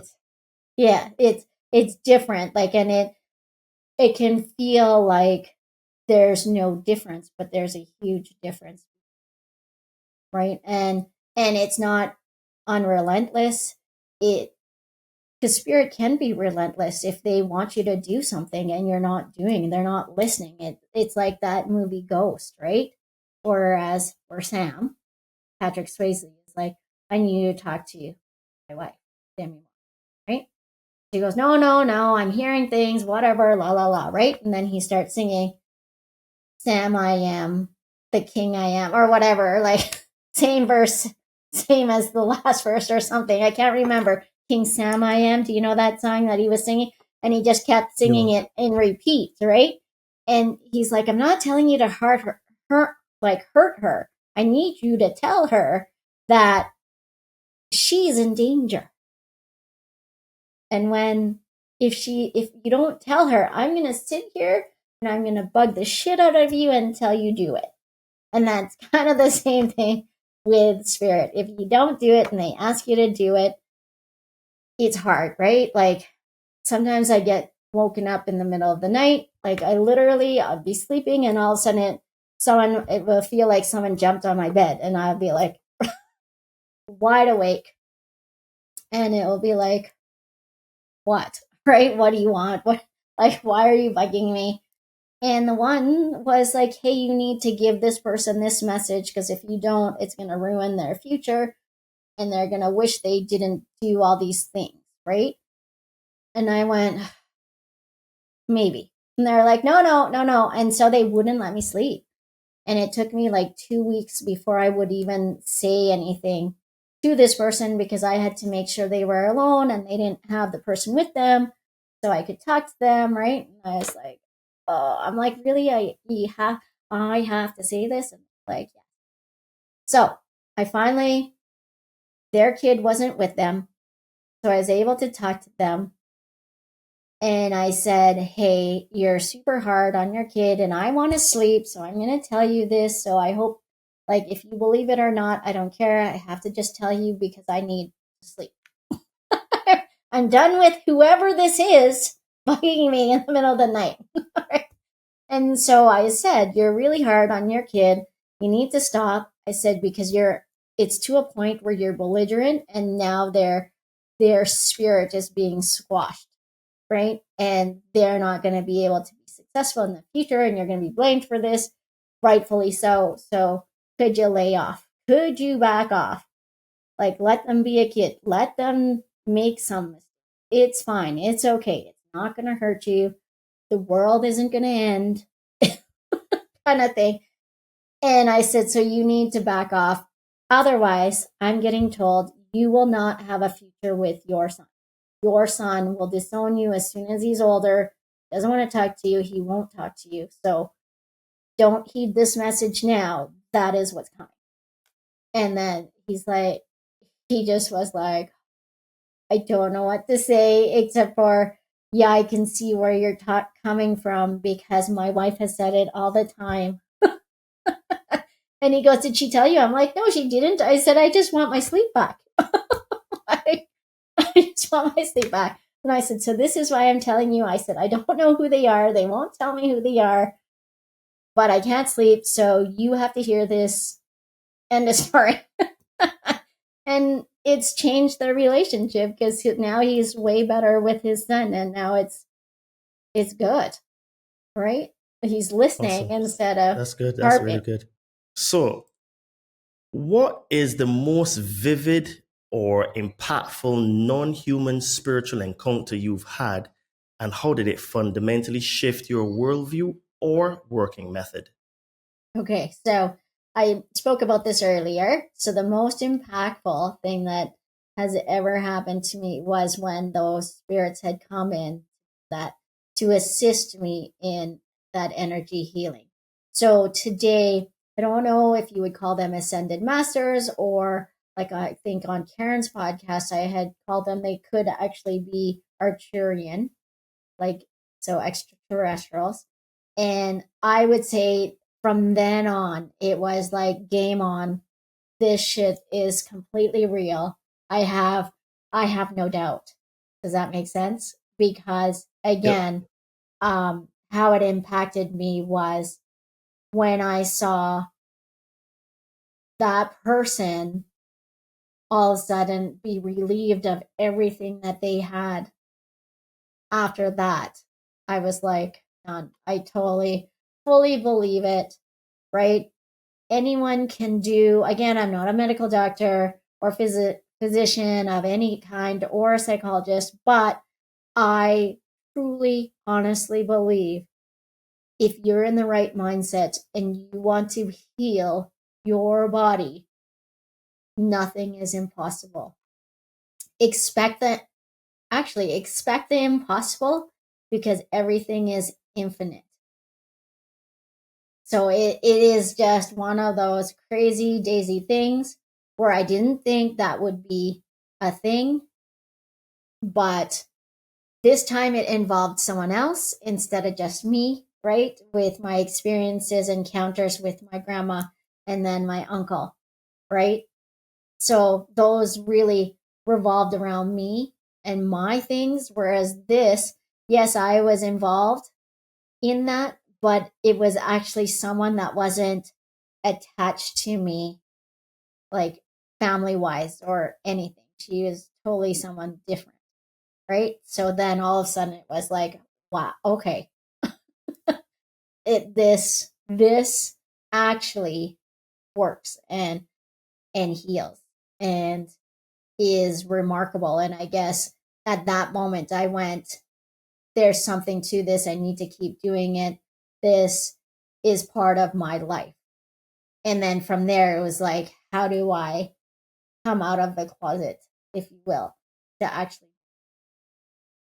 And I am doing it by doing podcasts too. So, yeah. Yeah, and I'm really enjoying this conversation, to be honest. This is some of the stories you shared of literally giving me goosebumps, and like you even triggered one of my memories and stuff. So I'm really enjoying this conversation. So you write, release fears and self-doubt, give Yep. you peace and confidence to achieve your dreams. What are the most prevalent subconscious patterns you clear for clients? The most subconscious belief that I clear for clients is that they are enough.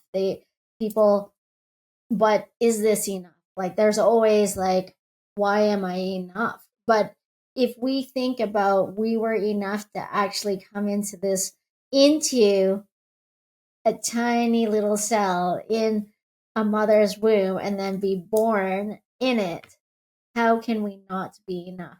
Right? So the biggest thing is feeling like they are enough and they get seen, right? Like, but then you have some people that are, of course I'm enough, and they're narcissistic about it. But I'm going to tell you, even those people, deep down, they still have the I'm not enough. Even though their outward appearance feels like they have it all together, but usually those are the people that have it the worst. That So it's don't like feel they're like they're enough. overcompensating then. That's correct. Right? Because it's like, don't show the kink in the armor. Because then they'll know that I'm worse off than them. And we don't want people to know what our weaknesses are. And it comes back to the caveman days kind of thing. You never show your weakness because if you do, then you would be quote unquote dead. Right? Because it was the survival of the fittest then. Right? Now, Yeah. we don't have all those same things, but we still have survival of the fittest mind. Right? Yeah, and I very much see this on social media a lot because for business, I use social media a lot, and I always tell people that obviously there are outliers. So there's some people that actually live exactly how they portray. But I Right. think for the vast majority of people on social media that seem to have the perfect life, the happy relationship, they're making loads of money, they're this, they're next, the third. I would say the majority is just a front. And Correct. what you're talking about in terms of not being good enough is the default consciousness that they have, well, which makes a lot of people feel bad about themselves because they're seeing X, Y, or Z do this and achieve this, and they're feeling bad about themselves because they're not able to achieve the same things or to Right. have the same lifestyle. So I see And it are on the social media side seemingly as well. better. Right? Yeah.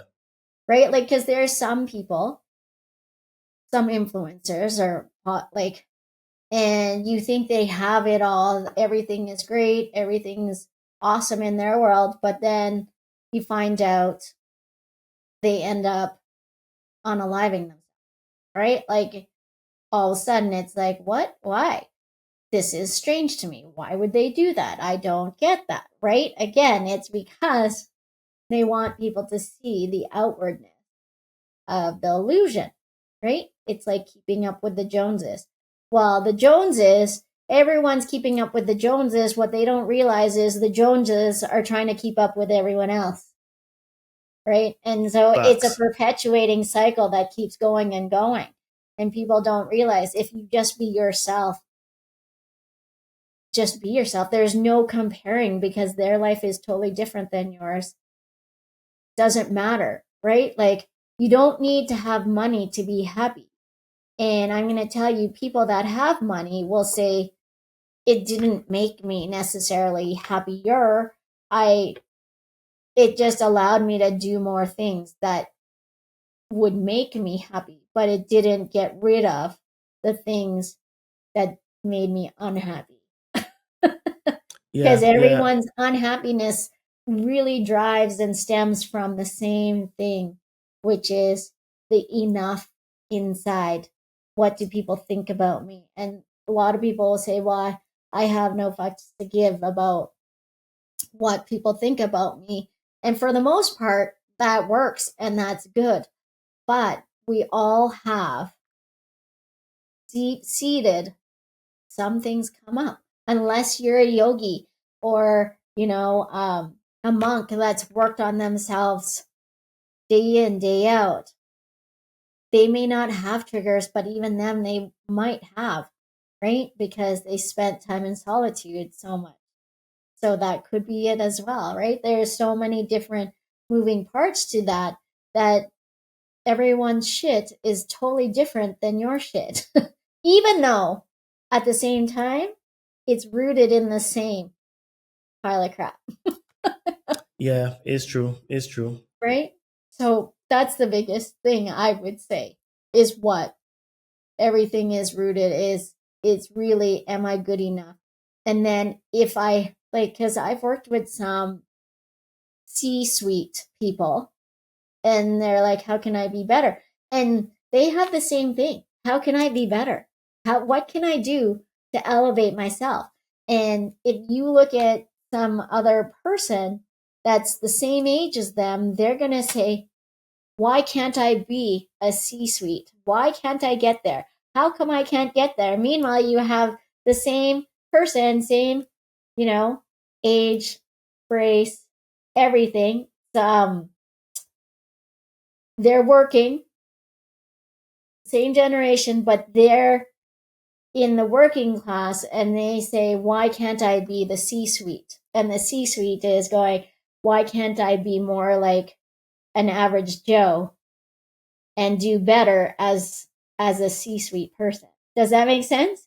Versus It totally. like it is the strangest thing ever. And people go, no, that doesn't happen. I'm like, I assure you it actually does. Because a C-suite person wants to do better, wants to be better, wants to be enough, right? So that's why I would say, like, the movie Barbie resonated with lots of people because am I Ken enough, right? Am I enough? How am I enough, right? So because it hit that core little thing deep within everyone to go, am I enough? And the answer is yes. Yes, you are, right? How do you elevate yourself is elevating yourself to leave your space in a better light than you had it, right? So as the person that's working as, in the working class, they want to be a C-suite. Well, what are you stopping yourself from doing it? Well, I don't think I am enough for that. Meanwhile, the person that was a C-suite, they might not have all the education like everyone thinks they do, but they worked themselves up from the mailroom all the way up to the top because of their gumption, their notion of their drive to be able to get there. Does that make sense? It doesn't necessarily mean you need to have all this different education in order to do. Whereas, yeah. So just to clarify, the C-suite is like the CFO, COO, Yes. CEO, etc. Okay, That's yeah. right. I just Right. wanted to So the clarify for top of people the that top, it didn't right? click directly. And then you have your workers, the workers like maybe middle management and stuff like that. They're going, well, how can I get here? But the thing is, they can't get here is because they don't feel like they don't one, they say, well, I don't have all the credentials. Well, what did you look at all your C-suite? What are their credentials? Does it align? Like, you don't necessarily need to have that, because again, if we were to go like to be the prime minister or the president of a country, look at it. Like, our last prime minister, only he had a university degree, sure, and he was a drama teacher. Right? So, and he's equivalent to the CEO of a country, right? So, True. so does it mean you need to have all these things? No, it's how you're liked. And again, for me, how you're liked is how you like yourself. Because once you start living in love and portraying love, it exudes from you. And then people are attracted to you and you get noticed, right? Now, if you're frumpy and you're grumpy all the time, you get noticed too, but you're on the notice list of stay away. Not, hey, I want to get to know this person, right? Totally agree. You can have whatever it is, and you may not have that education. You don't need to have a huge education. I don't know why I get called to say Ronald Reagan. I don't know what education he has. He was an actor. He became the president of the United States, right? True. So again, people forget that there's everyday Joes that get placed into these high spots, and it's like, oh, I guess, well, if they can do it, so can I. Yes, you can do it. You just have to believe. Just like we'll do a baseball thing. If you build it, they will come. The field of dreams. True. So, what practical 3-minute energy activity can listeners do right now to ease chronic fear or panic? Okay, so in the morning, I would say take a deep breath. You can look at yourself in the mirror, which is best because you look at yourself in the eyes and say, I am that I am, and that is enough. Right? And then you bless yourself. You go, okay, I'm going to live this day the best ability that I can. And at the end of the day, if it didn't work out for you, that's okay, because like, I'm going to quote it like Michael A. Singer, the purpose of my day was to get rid of my junk. And if I had a junky day, was because I was letting go of my junk. Purpose of my day was to let go and more live in love, right? And if you got sucked into the hole where you got drained into it, then you're going to have a crappy day, right? So instead of at the end of the day going, I had a shitty day, I can't believe I, like, instead of beating and berating yourself down, you just say, that's okay. Because you know what? That means I was looking at my stuff. I was looking at my junk, and I just grew today because I acknowledged all the junk that I have to actually look at to let go of, right? So so in the morning, you get up and you like stand up. And if you want, you can do like your Superman pose, right? Like and then you say, I am that I am, and that is enough, because you are who you are, and that is enough. Like, who are you going to be? If you want to be someone else, that isn't you. That's right. That's pretending to be someone else.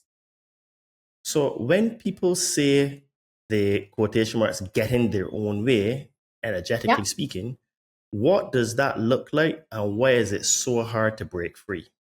Okay, so when people get in their way, a lot of times, and I still do it, we all still do it, it's a human thing, is when you double down at something, right? Like, it's like, but no, I don't care if I have to die on this mountain, I'm going to die on it. I don't care the consequences, right? We all do it. Like, I've done it with my kids. The kids do it with me. Like, my husband can do it too. Like, it's those things. And you just go, okay. But when we can acknowledge that and kind of laugh about it and go, Yeah, I could see that, right? Like, it's being in your own way is refusing to see the forest through the one tree that you're looking at. Does that make sense? Like, it's refusing to be open to the infinite possibilities that are around you, right? Because if we look at it, the universe, the spirit, God wants us to be abundant. He's always wanted us to be abundant, right? Look at Adam and Eve. Did they start out in a shitty thing? No. He gave them everything. The Garden of Eden, right? Do all these things and you'll have it. It was only when the snake came down and placed shame, allowed them to give them that weird inkling of maybe I should be ashamed of this. Maybe this and this isn't right. Maybe this and that isn't right. Right? That is when we get in the way of ourselves, is when we start thinking. And it's not our soul that's thinking, it's the mind that's trying to protect the heart that goes, no, I don't want to look at this because potentially, emotionally, it might be too much. So talk to the hands because the body ain't listening. You know what I mean? Okay, very interesting. So, can you share then a transformative story where clearing an energy block helps someone overcome fear or limitation, and what tangible changes followed afterward? Okay, so we'll go back to the job thing because this is a huge thing where they came to me. They're young and they said, well, I want to go into this field. Okay, great. Well, why can't you? Well, because I'm already in the medical field. No, you're young. Why do you love it? No. Then what do you have to lose to go here? Well, my family may not like it. That means I got to go back to school. I got da, da, da, da, da. Right? And I'm like, okay, well, those are all excuses. What's the real reason? And then it boiled down to, I might disappoint my mom and dad. Okay. Okay, so now if you had their blessing, would you do it? Yes. Okay, so is your happiness like second fiddle to your parents being happy for you? And they're like, I want to say yes, but I know that's not right. I'm like, you're right. I'm like, because you got to live your life. And she goes, that's the biggest thing. She goes, that's why all of a sudden I was like, you tricked me. I'm like, I didn't trick you. Is your happiness worth more than your parents' non-judgment of you? And it came back to, it's not. I would rather be happy. And I said, because I'm going to tell you, as a parent, it might feel like we're judging because you've already you're in a profession, you've got your career established. It may feel like we're judging, but all we really want is you to be happy and love what you do. And I said, so no matter what you do, they will follow suit. They are pushing back right now because they're like, why are you changing? And in our generation, it was like, once you made your bed, you lie in it. Right? But Gen Z is not, right? It is, hey, if you want to change your mind, go right ahead. But, there's going to be hurdles, but whatever. If you want to do it, do it. So then now I'm going to tell you, she went from doing that to a C-suite because she went, you mean if I actually did this and I loved myself for doing it, my parents wouldn't care? I'm like, no, because as long as you're not sucking money off of them, they don't really care. I said, because they really just want you to be happy for you. So do what you want, right? And then all of a sudden, boom, there she is. She's like, I can't believe it was that easy. Yeah, because Wow. you got in the It's way of true. yourself. It's true. It's all about alignment and finding your purpose. And I talk a lot about that in recent times on my podcast because I think that this is where we're actually heading to as humanity now, where we're doing jobs that we don't like, even if we're getting paid loads of money.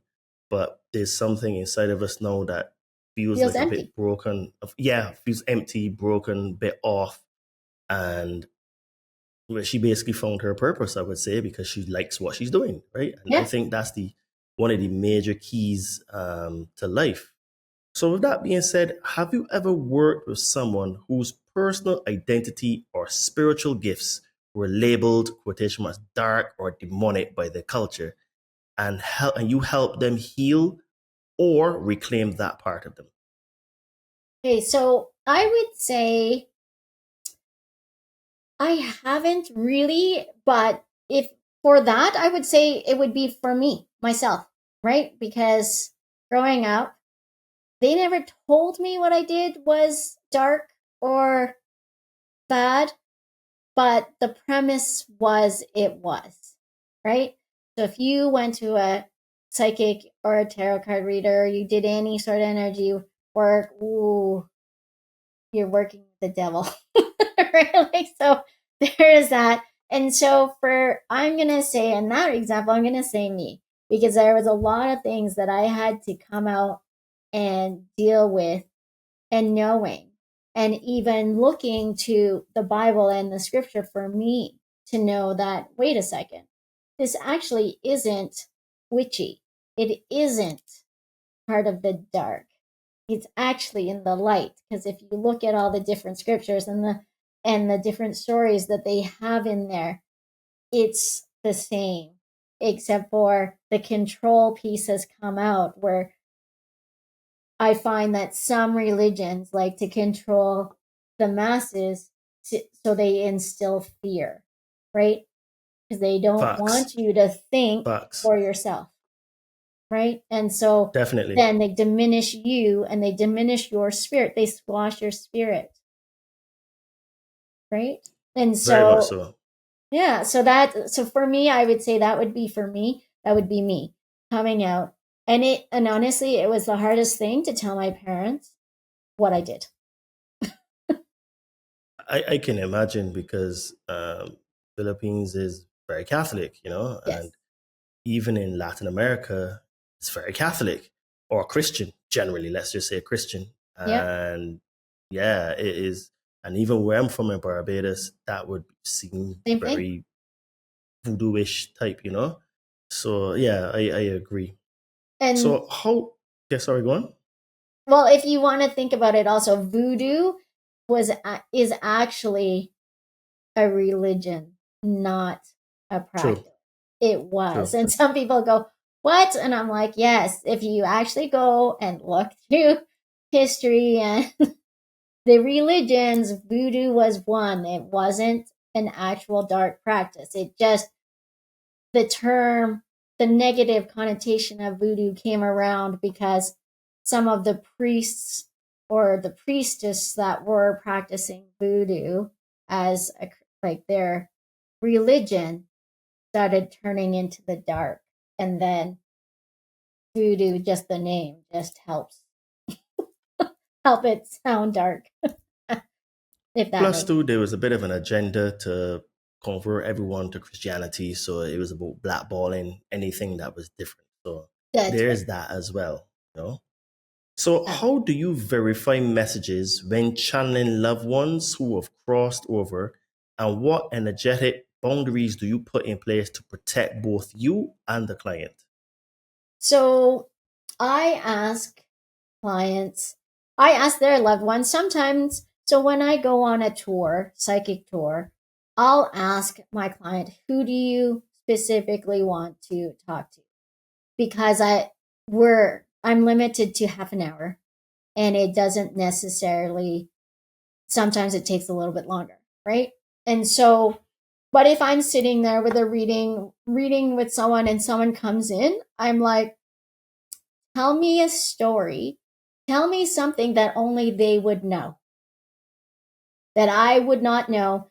Even if I Googled them, even like I don't, because I don't have time for that shit. And that takes so much time and effort to do, right? Like, so I'm like, tell me something that they would go, that is totally from my deceased loved one, right? So an example of that would be, I was at a fair. She, right away, I didn't ask her because I had just preferably went out of the closet. So I had been doing it, but I hadn't been doing it outward. So I was just new to it. And so I had said to her, I get your dad's coming through. And I said, you've seen 5 other psychics before me.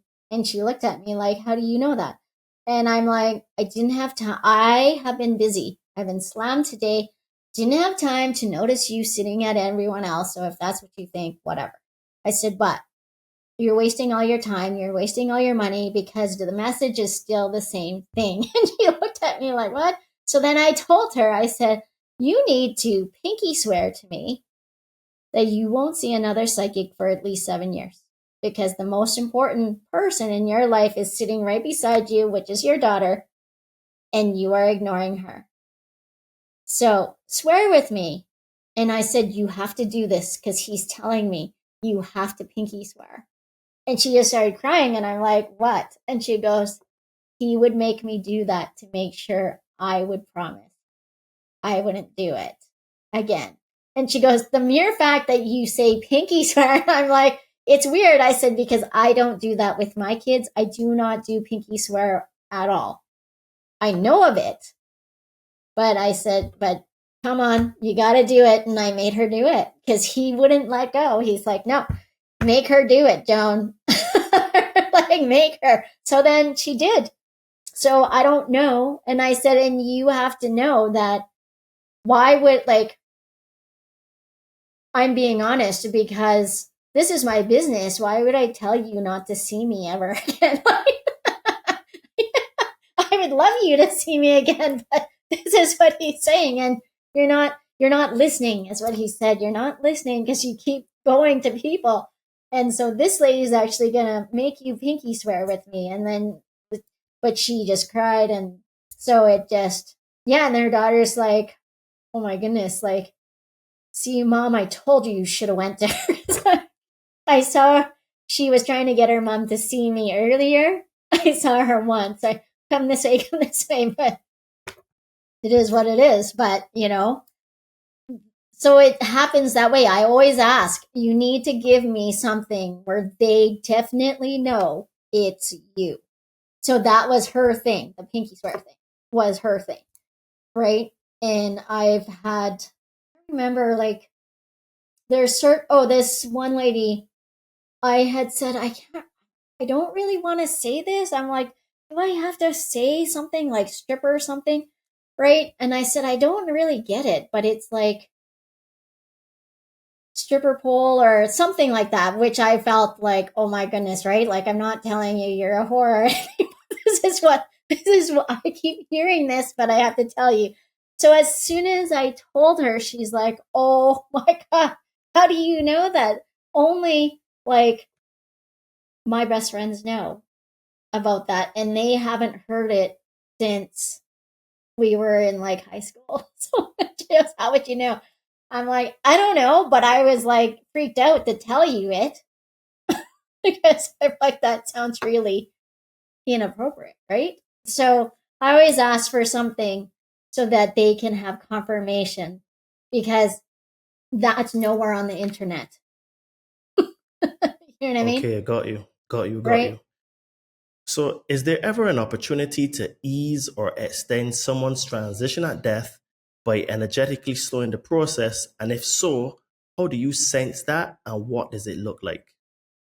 Okay, so with that, the only way to slow down a death, one, they can't be physically on their deathbed already, right? Like, so with my friend, my close friend that I came there, I think I would say because everyone was there, the whole family was there, and they were kind of surprised to see me. But I'm like, I was told to come, so I'm coming. I think I might have delayed it by an hour, but again, like literally, he was on his death. There was like, right?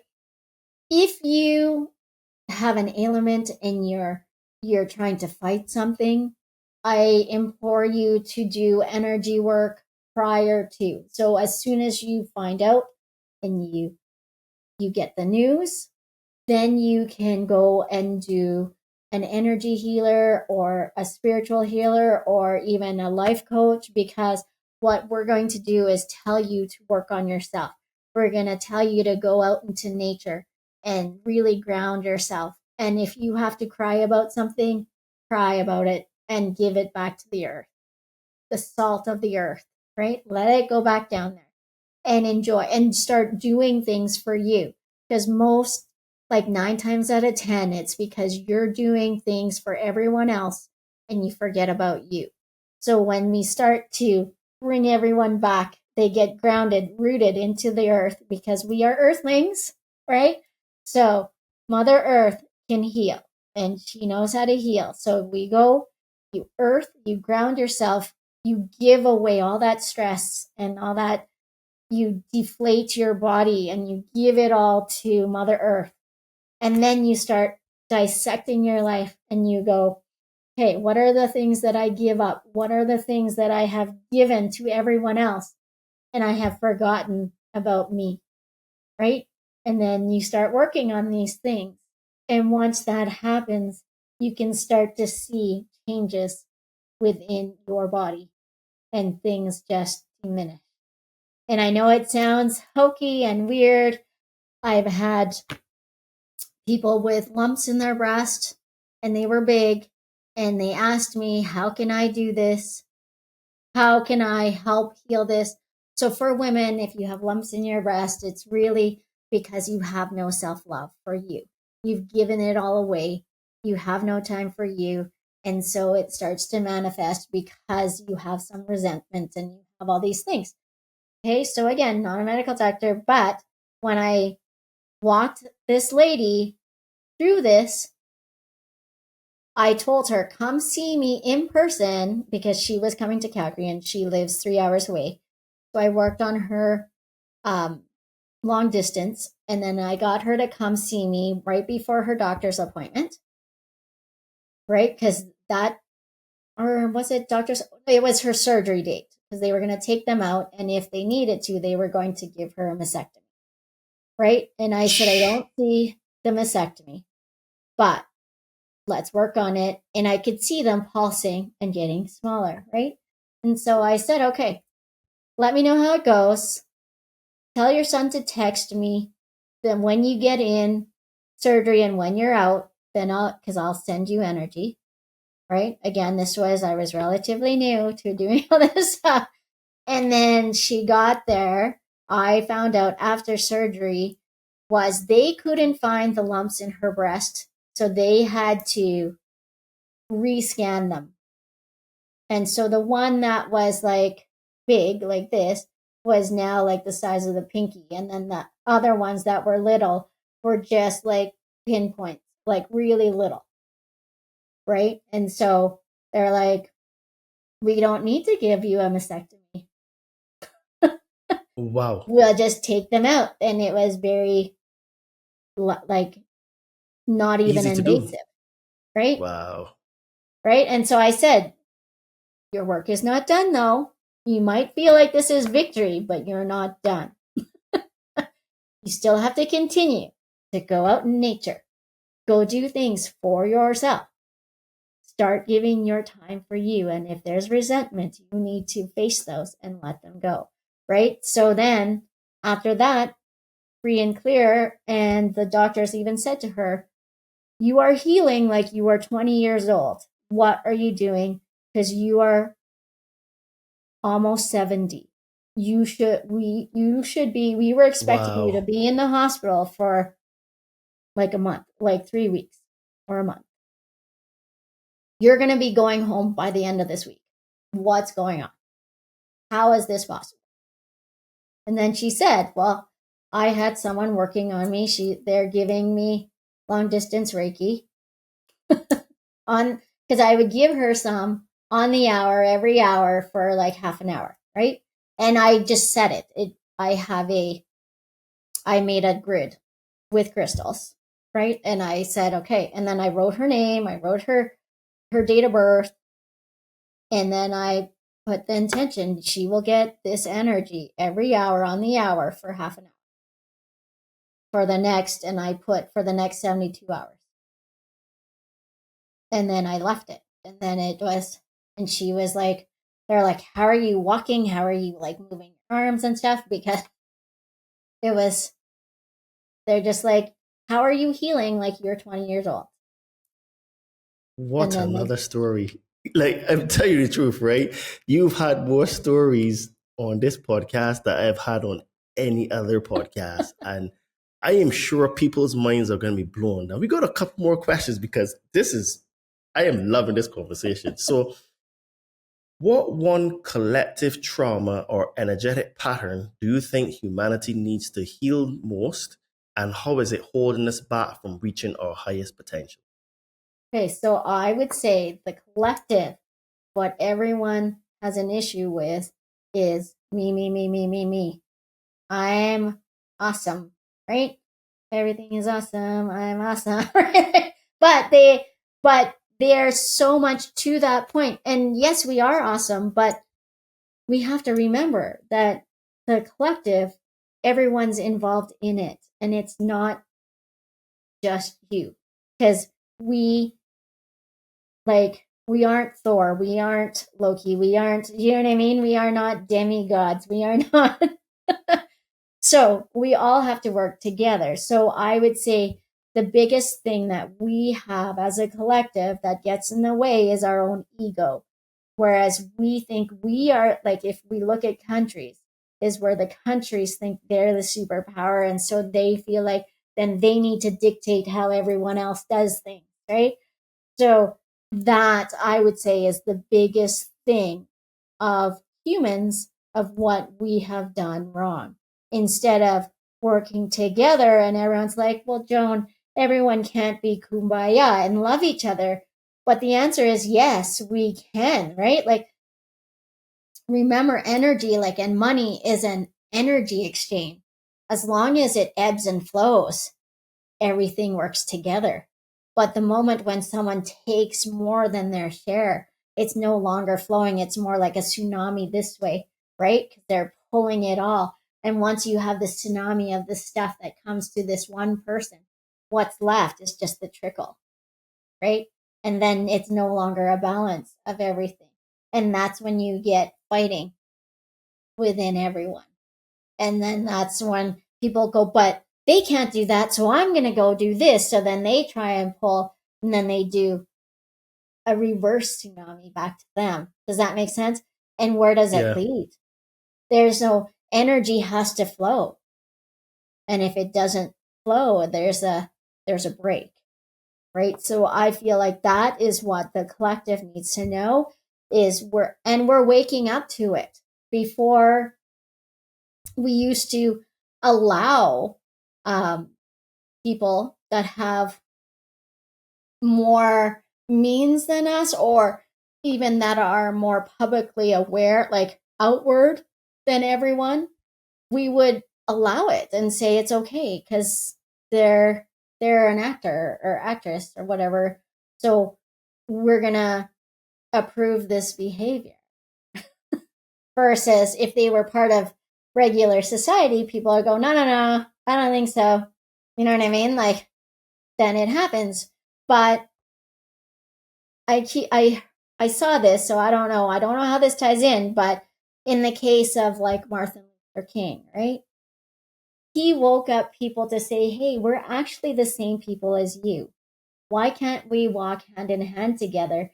And together we will be stronger and we will create this bond like no other that makes us stronger than everyone else. Because why? We get along.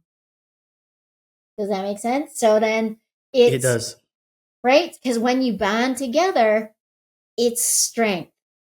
It's the strength in numbers, but it's not one person better than the other. And I feel like in our world today, there's a lot of infighting because different countries and different world leaders are wanting to take all of it for themselves.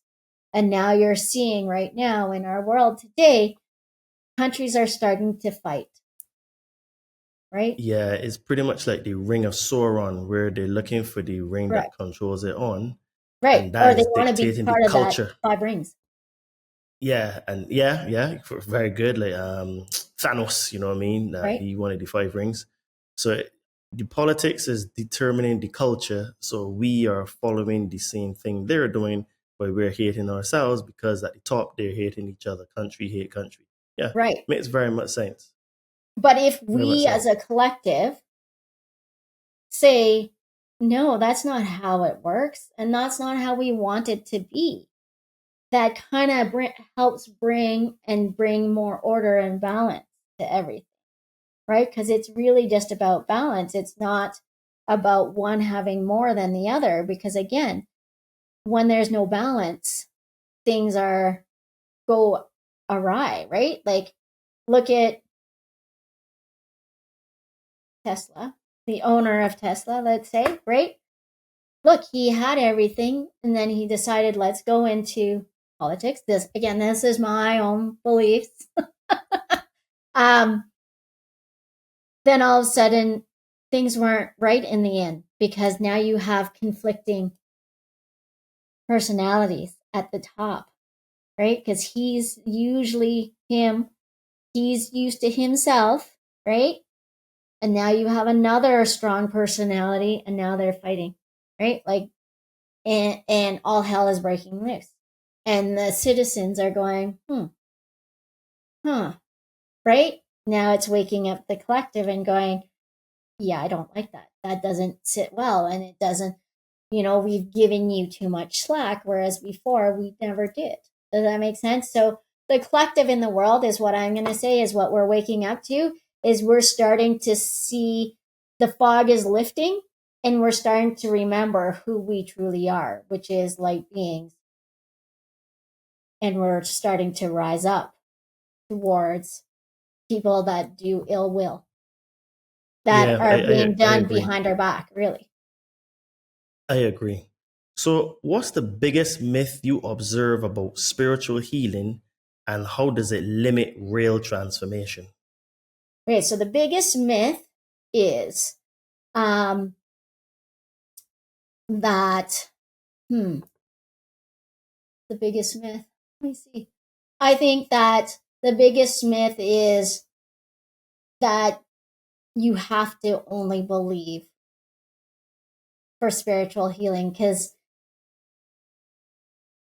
it does come, because even the most skeptic of skeptics, like I said, with that one guy who was kind of skeptic, right? And he said to me, well, and I said right away, like, I can't make you die. Right? All of a sudden, boom, the healing changed. Like, it was that door to go, oh, okay, there is something to it. So the biggest misconception is when you have a skeptic, it doesn't work on, like, an atheist. An atheist can't be transformed for at the end. I would say Okay. that's the biggest misnomer. Okay. So let's get you on this one. What's one provocative insight from today's episode you'd urge listeners to share with someone, and why? Okay, so what I would urge people to share is take care of your own universe. Figure out who you, okay, wait, I don't want to say it that way, because you know who you are. Just start living you. Drop all the different personalities that you feel like you need to be, and just be you. You don't need to be found. You don't need to understand who you are, because you already know it. There is no finding. You know exactly who you are. Just live it, be it, and love it, enjoy it, and go forth in the world and exude love, because it will all come back to you tenfold, whether it's in healing, love, or partner, or whichever. It just attracts to you, because there's no bigger magnet than portraying and exuding love towards others. Wow, what a great message to finish off on. And Joan, I'll be honest, this has been a really, really good conversation. And I said to you before that I can tell this is going to be a good conversation because we chatted really well before we started to record. And I'm really, really happy that we were able to talk today. So, can you tell the lovely people at the Conscious Man 7 how they can find you? Tell them what services you offer, anything you want to plug, anything that you have going on, and all that good stuff. All right, great. So, I was on the Bold Brave TV network. My podcast now is done there because they no longer exist. So, follow me on YouTube.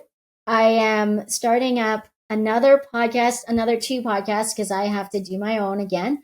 So I'm going to be doing that through the Forbidden Knowledge Network. And Karen Holton and I are going to be doing another podcast once a month. It's called The Unseen Nexus, and it will be on Karen Holton TV and the Forbidden Network, Knowledge Network. And that's going to be a mishmash of spiritual stuff. And we're going to get into some conspiracy things, because that's a new world for me. And Karen brings that in, which is great. I love it, because now I get to understand all this stuff. We're going to debunk some stuff. We're going to talk about that. So that's great. You can always email me at info@joanwiden.com. So that's my name, right? And it's written out there under my picture there. And so you can email me there. I offer readings, healing, and long distance readings and healing as well. And so, and if you have a question, as long as it's not super long, if you want to email me, I do read all my emails. It might take some time, as Todd knows, but I do get back to you.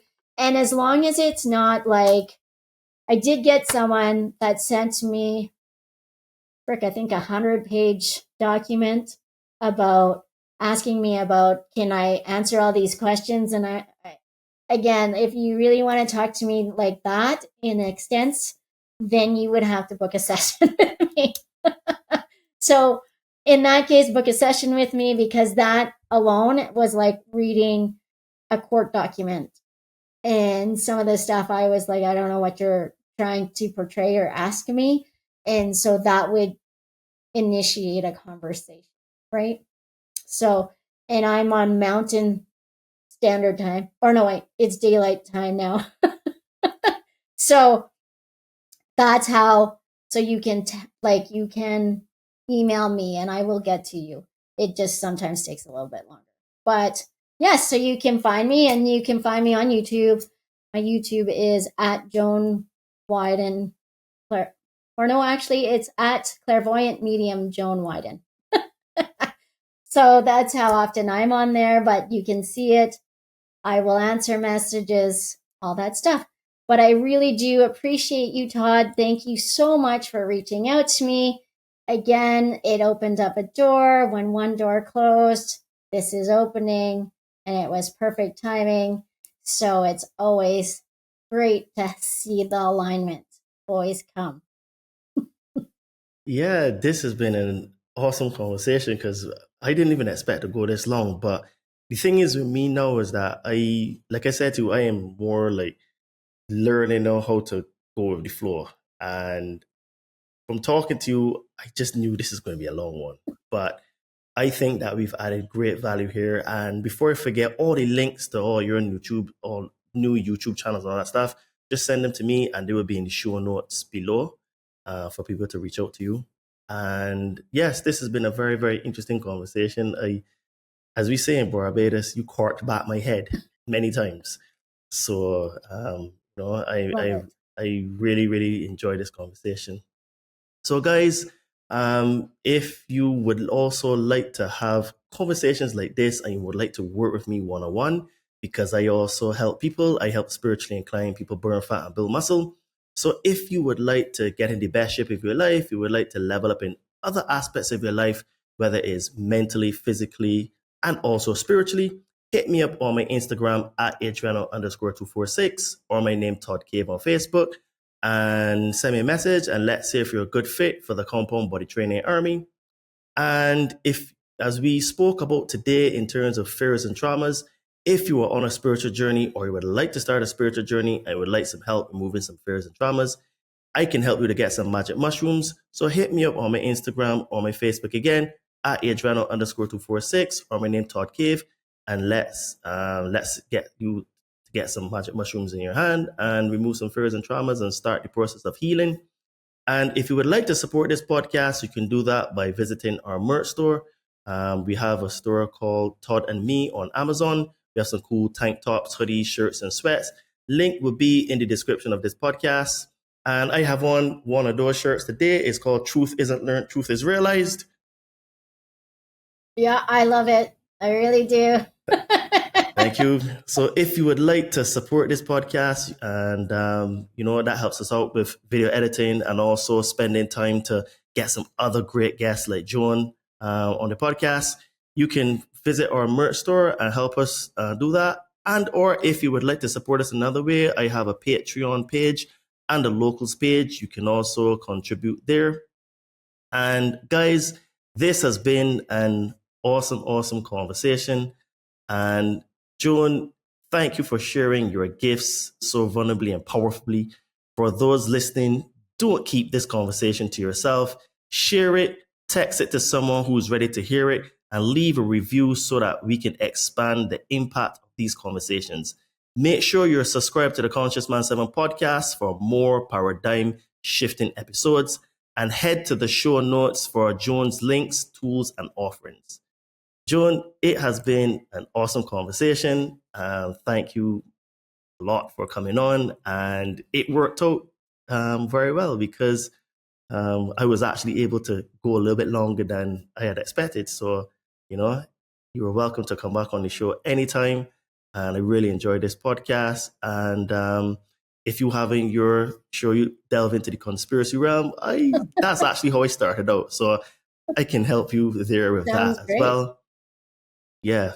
So guys, one last yes, go on. thing is maybe next time, because I did ayahuasca too. So next time we can maybe talk about that if you would like. Absolutely. I delve deep into the plant medicine. In fact, I am looking to organize a retreat for myself because every now and then I have to revisit the medicine, and I've been getting sort of like little whispers that it's time to come back. So I will be probably going to do that in September. And so we can certainly talk about that because I guess the word you can say a psychonaut because I've been doing it for so many years now. But yeah, absolutely, we can do that, Well, thank you so very much for having me. I really did appreciate this. This was a great conversation. Always a pleasure. Thank you very much again for reaching out. Absolutely. You're very welcome. And guys, please don't forget to like, subscribe, and to share because that helps us to be recommended in the podcast. And folks, this has been another awesome episode. It's a little bit longer than what we normally go, but I'm telling you, this conversation was worth it, and I'm sure we added great value today. Don't forget to keep smiling, keep shining, and keep being the change you want to see. Speak to you soon. Cheers. Cheers. And namaste.